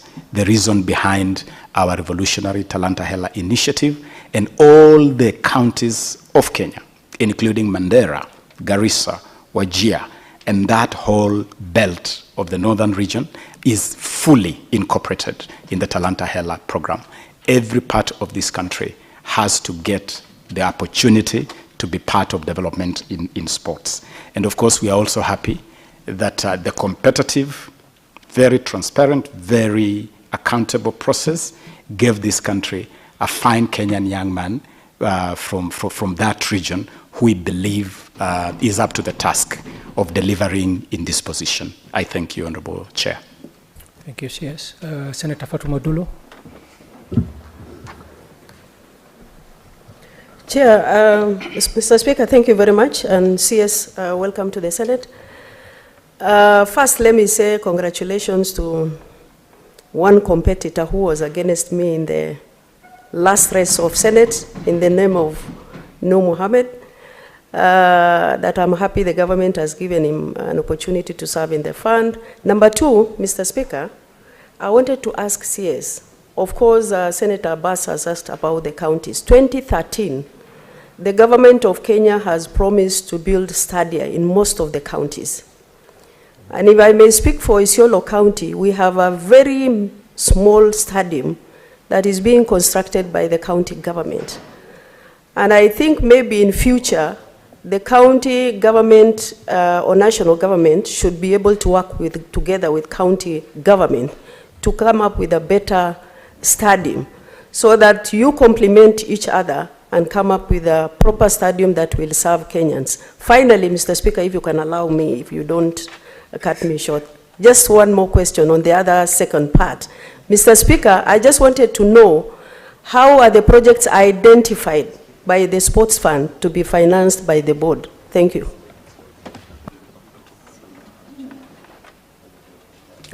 CS. Thank you, Honorable Speaker, and through you, thank you, Senator Fatma.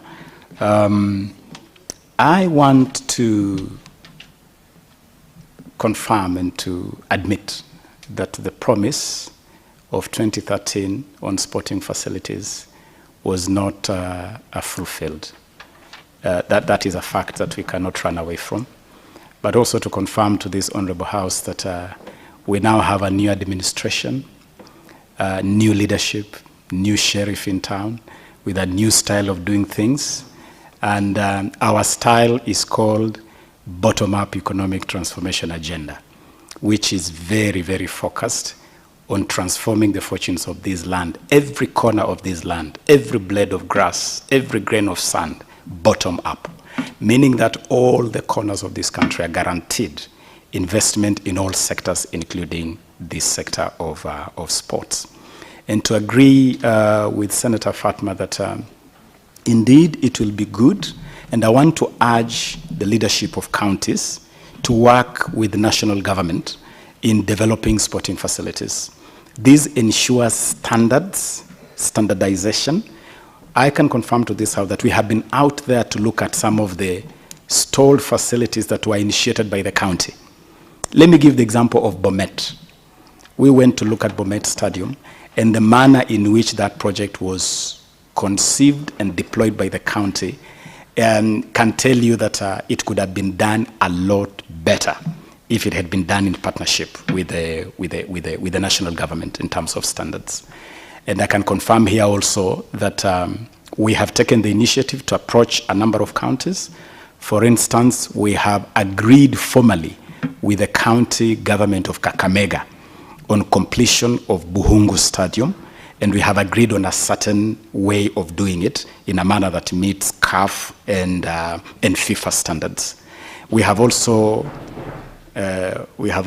done the same with the stadium in Olkalau. We are doing the same with now in Bomet. We are making an intervention in Bomet. We are making an intervention in areas where we believe definitely county governments working with national governments will deliver better. And so even in Isiolo, we should be able to do better in terms of what is going on with the stadium in Isiolo. I thank you, Honorable Speaker. Senator.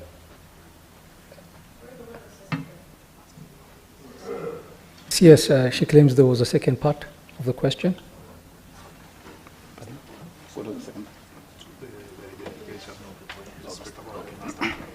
Oh, yes, that is a significant part of the question. The logic, the procedure, how we identify projects. And I did mention at the beginning of my answer that we came into office and found all these stalled facilities all over the place. Water in Makwiny, Kamarin in Elgeyo Marakwet, Marsabit, and all over the place. And one of the things we noted right away was that there was no logic in the selection of some of these projects. And that's where we now have a master plan. The sports infrastructure master plan provides logic for each of these projects. I'll give an example. There was a plan to do an international stadium in Kamarin in Elgeyo Marakwet County.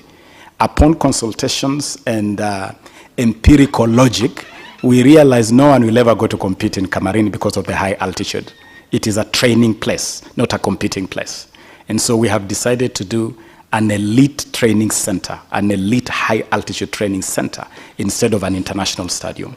So we now have a frame that is logically conceived, which we believe will be able to fix this challenge and make sure that every corner of Kenya is reached in a logical manner and not left to the whims of individuals. I submit.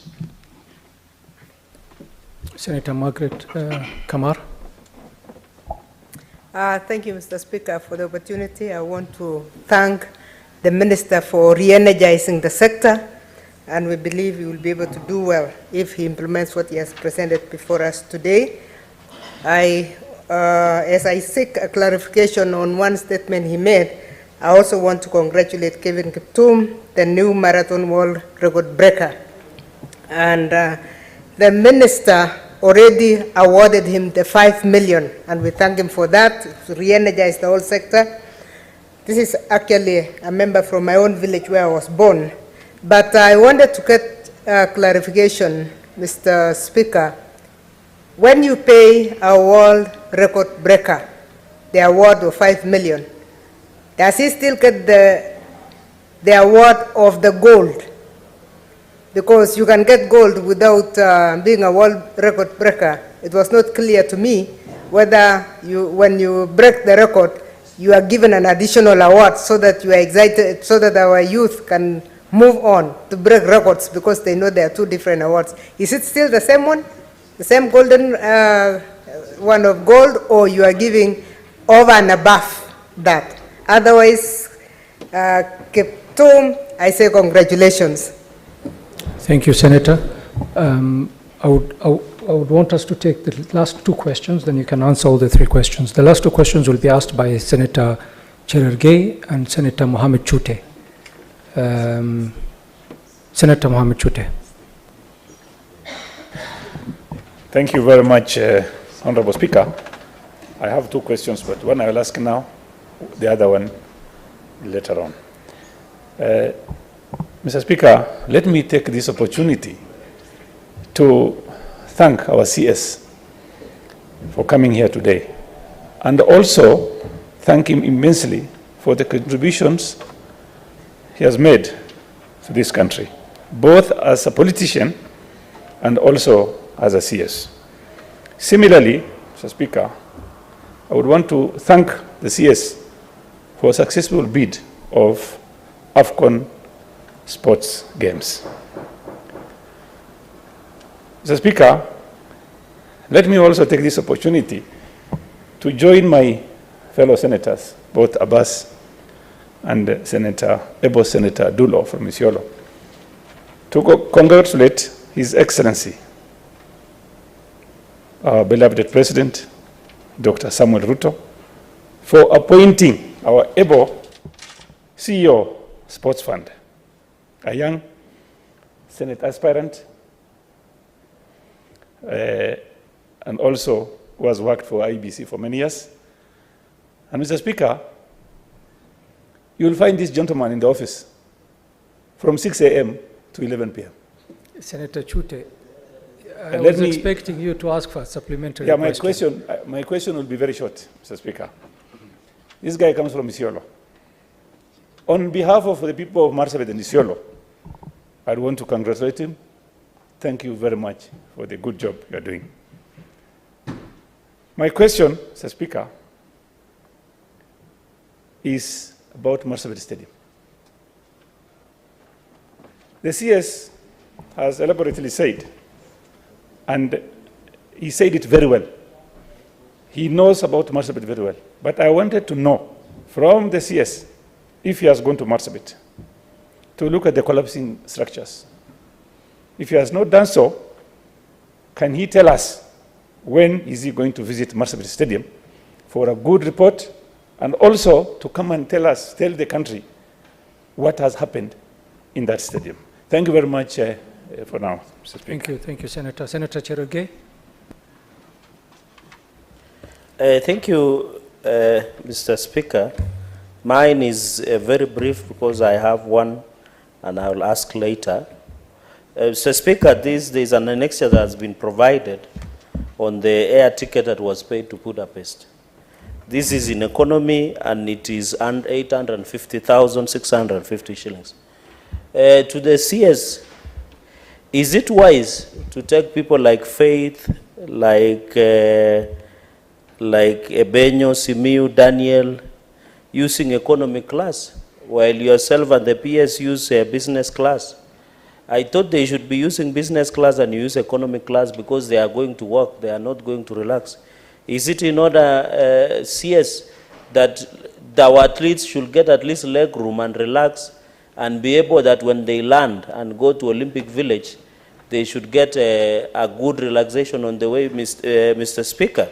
So I think, and then looking at this was around 76,856,450 through the economic class, Mr. Speaker, and therefore I really want to understand the logic behind getting our athletes who should at least get proper leg room when they are traveling, Mr. Speaker. On sports fund audited report, Mr. Speaker, I'll request that I will engage the public accounts and the Labour Committee, because there are many questions within the Auditor General's report, Mr. Speaker, because they don't look very good. Even the basic accounting is not up to standard. So, Mr. Speaker, I will ask my second question later. Thank you. Thank you. We'll take one last question from the Majority Leader, and then you can answer. Thank you, Mr. Speaker, for this chance. I'll be very brief because I know time is far much spent. I congratulate the CS for the work that he's doing, for the good things that have been noted by colleagues, and the challenges that have been expedited. Of course, additionally, I've realized that many people have congratulated Noor Mohammed on his appointment to serve as CEO of Sports Fund. Mr. Speaker, Mr. Noor Mohammed was in charge of the IBC team that oversaw my by-election back in 2015. So I'm happy for him as well. If he conducted that by-election for me successfully, I'm sure he can do a good job at the fund, and I wish him well as well, Mr. Speaker. CS, you and I go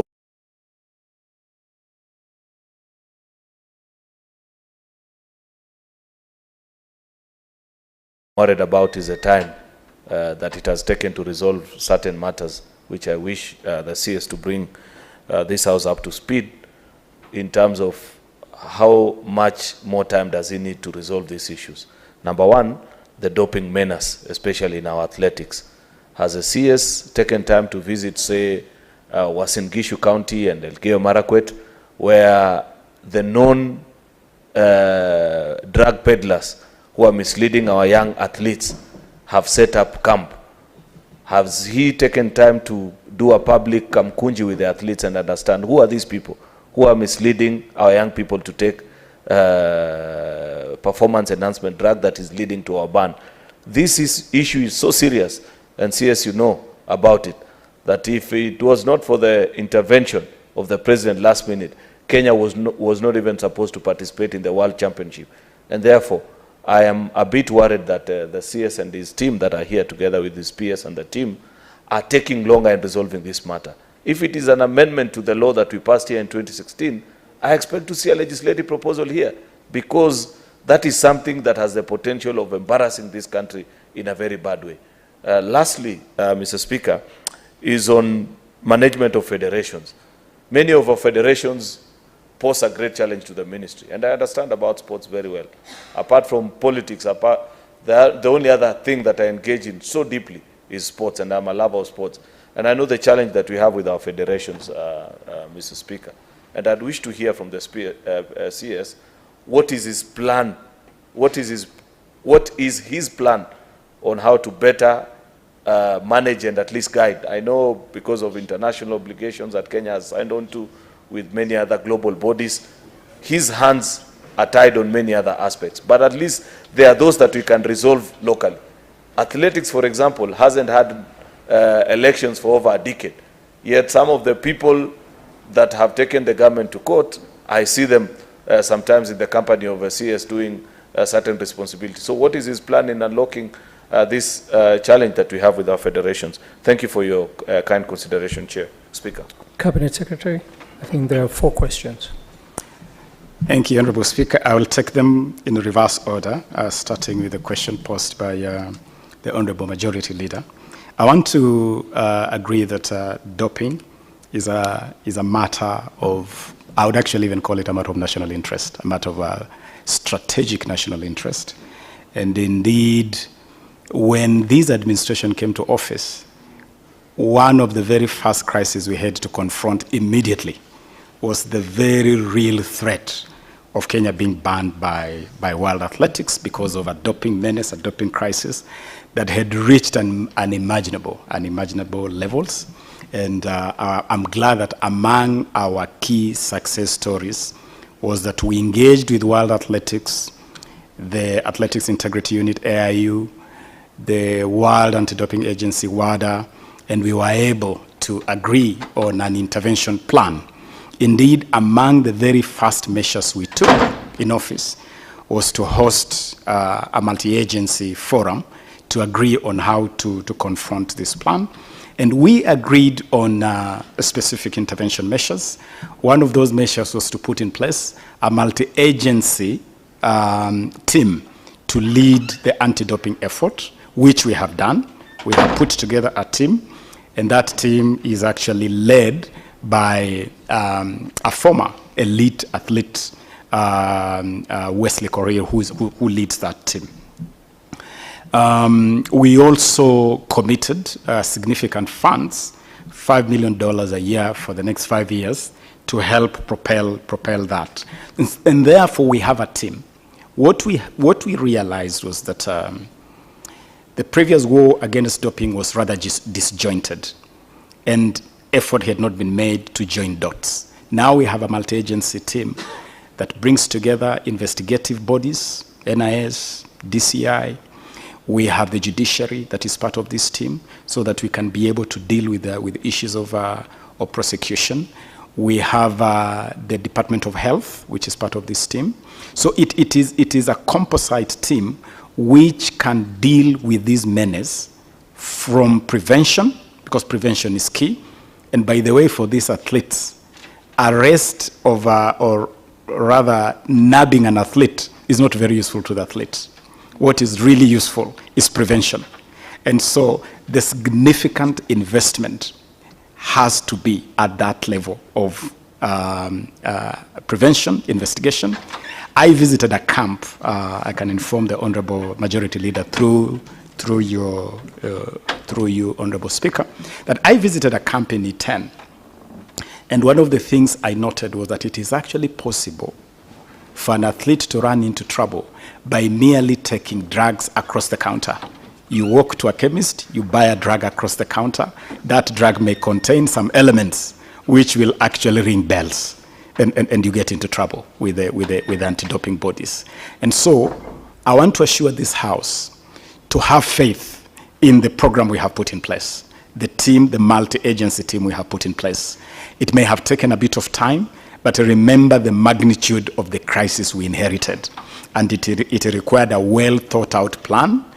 Indeed, when the president of World Athletics, Lord Sebastian Coe, visited Kenya in January this year, he sympathized with us, and that is why World Athletics agreed with the plan that we put on the table. I want to assure the Honorable Majority Leader in this House that we'll definitely move with greater haste to roll out the program that we have put together under this plan, led by this multi-agency team.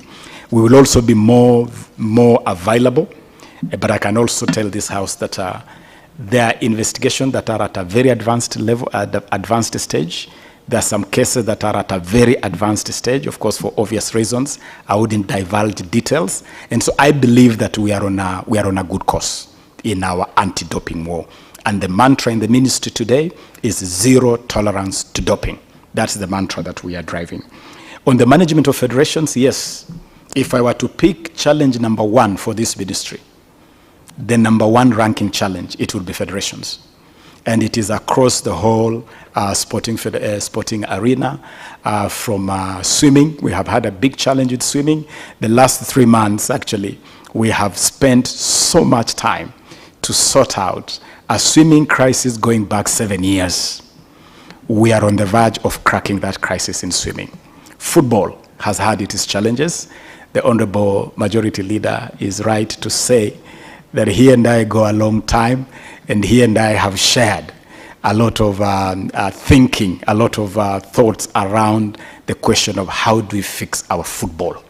How do we align our football? How do we propel and deploy the full potential of our footballing talents? And so we have put together a framework of engagement with federations. I did call all federations to a forum. All of them, 69 of them, turned up. We agreed on a number of irreducible minimums. Those minimums included transparency and accountability in the utilization of resources placed at their disposal.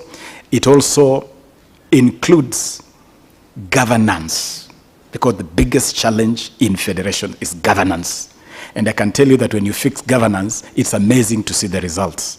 You can see what is happening in our rugby. We were able to sort out the leadership issues in rugby. Our rugby is actually coming back. And our Shujaa team has just beaten the rest of Africa to qualify for the Olympics next year. And so, if we fix the leadership in our federations, we will definitely perform better in sports. I want to give this as my assurance that we are on to this. Football, we have a plan, a roadmap on how we are going to sort out football and the rest of the federations. But let me also admit that among the greatest challenges we face is litigation. Every time you make an effort, someone runs to court, a court issues an injunction. We have faced those injunctions. Athletics Kenya has injunctions running back almost 10 years.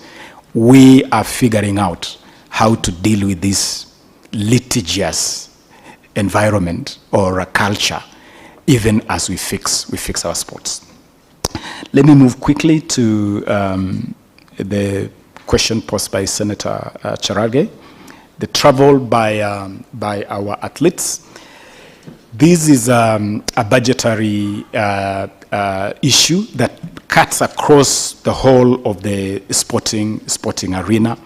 And it is something definitely, I can tell this Honorable House, it is something that would not be beyond the ministry to consider a review in the event that there is a sufficient budgetary provision to be able to provide our athletes with better traveling conditions. What we do normally is that we try to ensure that the athletes travel in good time so that they arrive at their destination in good time and they have sufficient time to relax and to rest and to train before competition. But if I'm hearing this House say that we want our sportsmen and women to travel in more comfortable conditions, then that is something which definitely the ministry would listen to and consider within the normal budgetary limits. Quickly moving on to the question by Senator Margaret Kamar and Senator Honorable Speaker, let me confirm that the 5 million reward to a world record breaker covers two terrains. There are competitions which do not involve what you may call classical podium finishes or classical podium finishes of gold and all that. And the example are the city marathons, like the Chicago Marathon. And so you break a world record, we will give you your 5 million. Now, let's take the example of the Olympics, which is a sport that, or is an arena that also takes pride in the podium finish. So you win gold and you also break the world record. Then what? The 5 million is then treated as an enhanced reward. It's treated as an enhanced reward. So it covers both. But should you win multiple medals, and I'll give the example of Faith Kipyegon, who won 2 gold medals in Budapest, then you are rewarded per gold medal. The reward that we have for every gold medal. And for instance, our reward for gold medal at that level is 3 million shillings. So Faith was rewarded with 6 million shillings, 3 million for each of the gold medal. That is how it has been structured. But again, this is a policy, it's a new policy that the ministry has put in place, and it would definitely be subject to input of the Senate. We would be willing to listen to how to make this scheme even better than what it is today. I think I'll now move on to the question by Senator Shule. And Senator, I want to appreciate through you, Honorable Speaker, for the kind words from Senator Shule. And just to tell this Honorable House that indeed, we inherited a total mess in this sporting arena, a total mess. We came to office, we found Kenya suspended by FIFA, We found a crisis with doping, crisis in swimming, crisis in handball. It was crisis. Everywhere you looked, you saw crisis. And I'm glad that 1 year down the line, we can count milestones of success. The other day, I sat back to listen to governors debating where the Africa Cup of Nations should be hosted. And I said, wow, what a good debate. 11 months from a FIFA suspension. I mean, to imagine that 11 months ago, we were not even talking football because the country was suspended. A short 11 months down the line, we are now contesting where AFCON should be held. It is remarkable. It's a remarkable turnaround, and it's a remarkable success stories. And it is good for us to commend the successes of our teams. Let us commend the team that put together the bid. I really commend His Excellency the President, who was really the champion of this bid. It was the leadership of the President that rallied his regional colleagues, President Museveni in Uganda, President Samia Suluhu in Dar es Salaam, to come together really and support this East Africa Pamoja bid. And I applaud our President and his colleagues in the region for that. Let us also applaud our teams that have done well as we prepare for the Olympics. Our volleyball women team, Alkia Strikers, have conquered Africa and will be at the Olympics. Our women sevens team, the Shuja, have conquered Africa and they'll be at the Olympics. Our team in Riga, Latvia, conquered the world and emerged top in the world. Our Budapest team conquered the world and led Africa in Budapest. Our football is back. Harambee Stars is making baby steps to come back. Next Monday, we'll be playing Russia in Turkey. And this will be the first time for a Kenyan national football team to play an A-list team in global football. And perhaps where I would invite this House to really commend is our women football. Our women football has really grown. I was with Senator at Nyayo Stadium to watch our rising Harambee starlets. Our girls put 6 goals past a very experienced Angolan team to literally qualify for the next round in the race to the World Cup Under-20 Championship.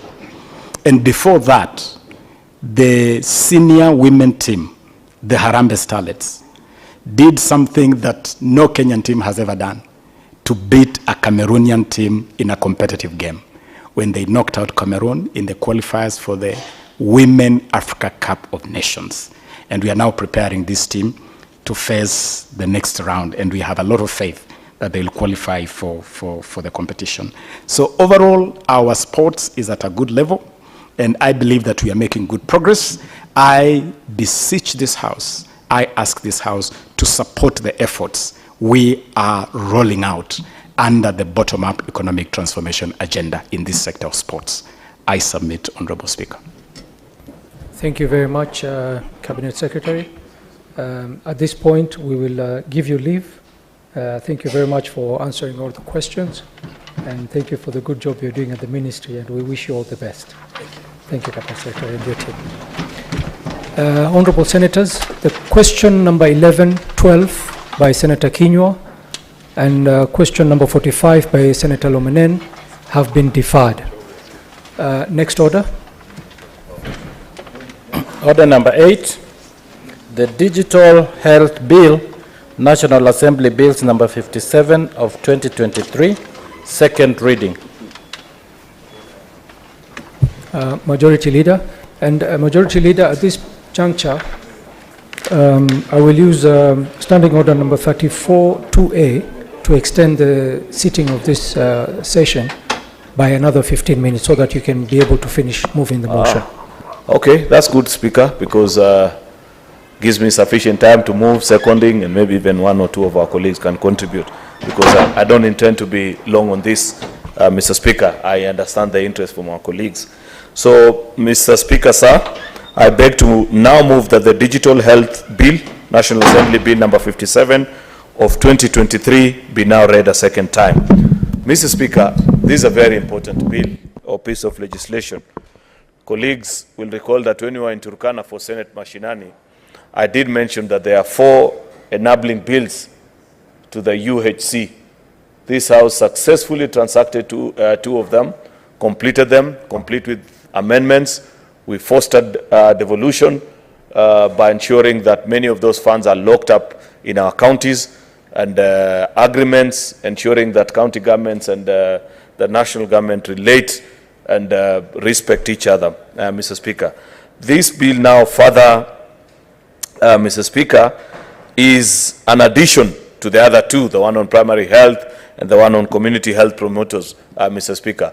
This is about technology and the use of technology, Mr. Speaker, to enhance and make health easily and readily available to our citizens. You do know, Mr. Speaker, for a fact that many of the rural communities that we represent, if your mother, if the caretaker, the caregiver, loses an exercise book, in my village they used to use that. If a mother, for whatever reason, loses that particular book, the health records of that particular child disappear. And the next time she goes to clinic, first she has to do first 5 minutes of being given a tongue lashing by the community nurse. Then they begin to build up the records. Mr. Speaker, unfortunately, that story hasn't changed. Even as we become adults, as we speak well here in Nairobi, to many of the people that we represent in this House, the issue of their health records is something that they continue to struggle with. Mr. Speaker, many communities are not able, Mr. Speaker, to keep the health records of the citizens. Yet we know that we are living in the data age. This is the information age, Mr. Speaker. This is a time upon which, Mr. Speaker, when you provide data readily available, then it is a source of wealth, Mr. Speaker. I know that this bill, Mr. Speaker, is extremely crucial and important, and I want to ask colleagues to take time and support this particular bill, Mr. Speaker, because of the length of time that it has taken to prepare it, Mr. Speaker, and the proposals that are therein, ensuring that our citizens are able to have their records kept in one interoperable system, that your records in as far as Turkana, Senator Lomonen, your citizens, if they come to Nairobi and visit a health center, that will be on this national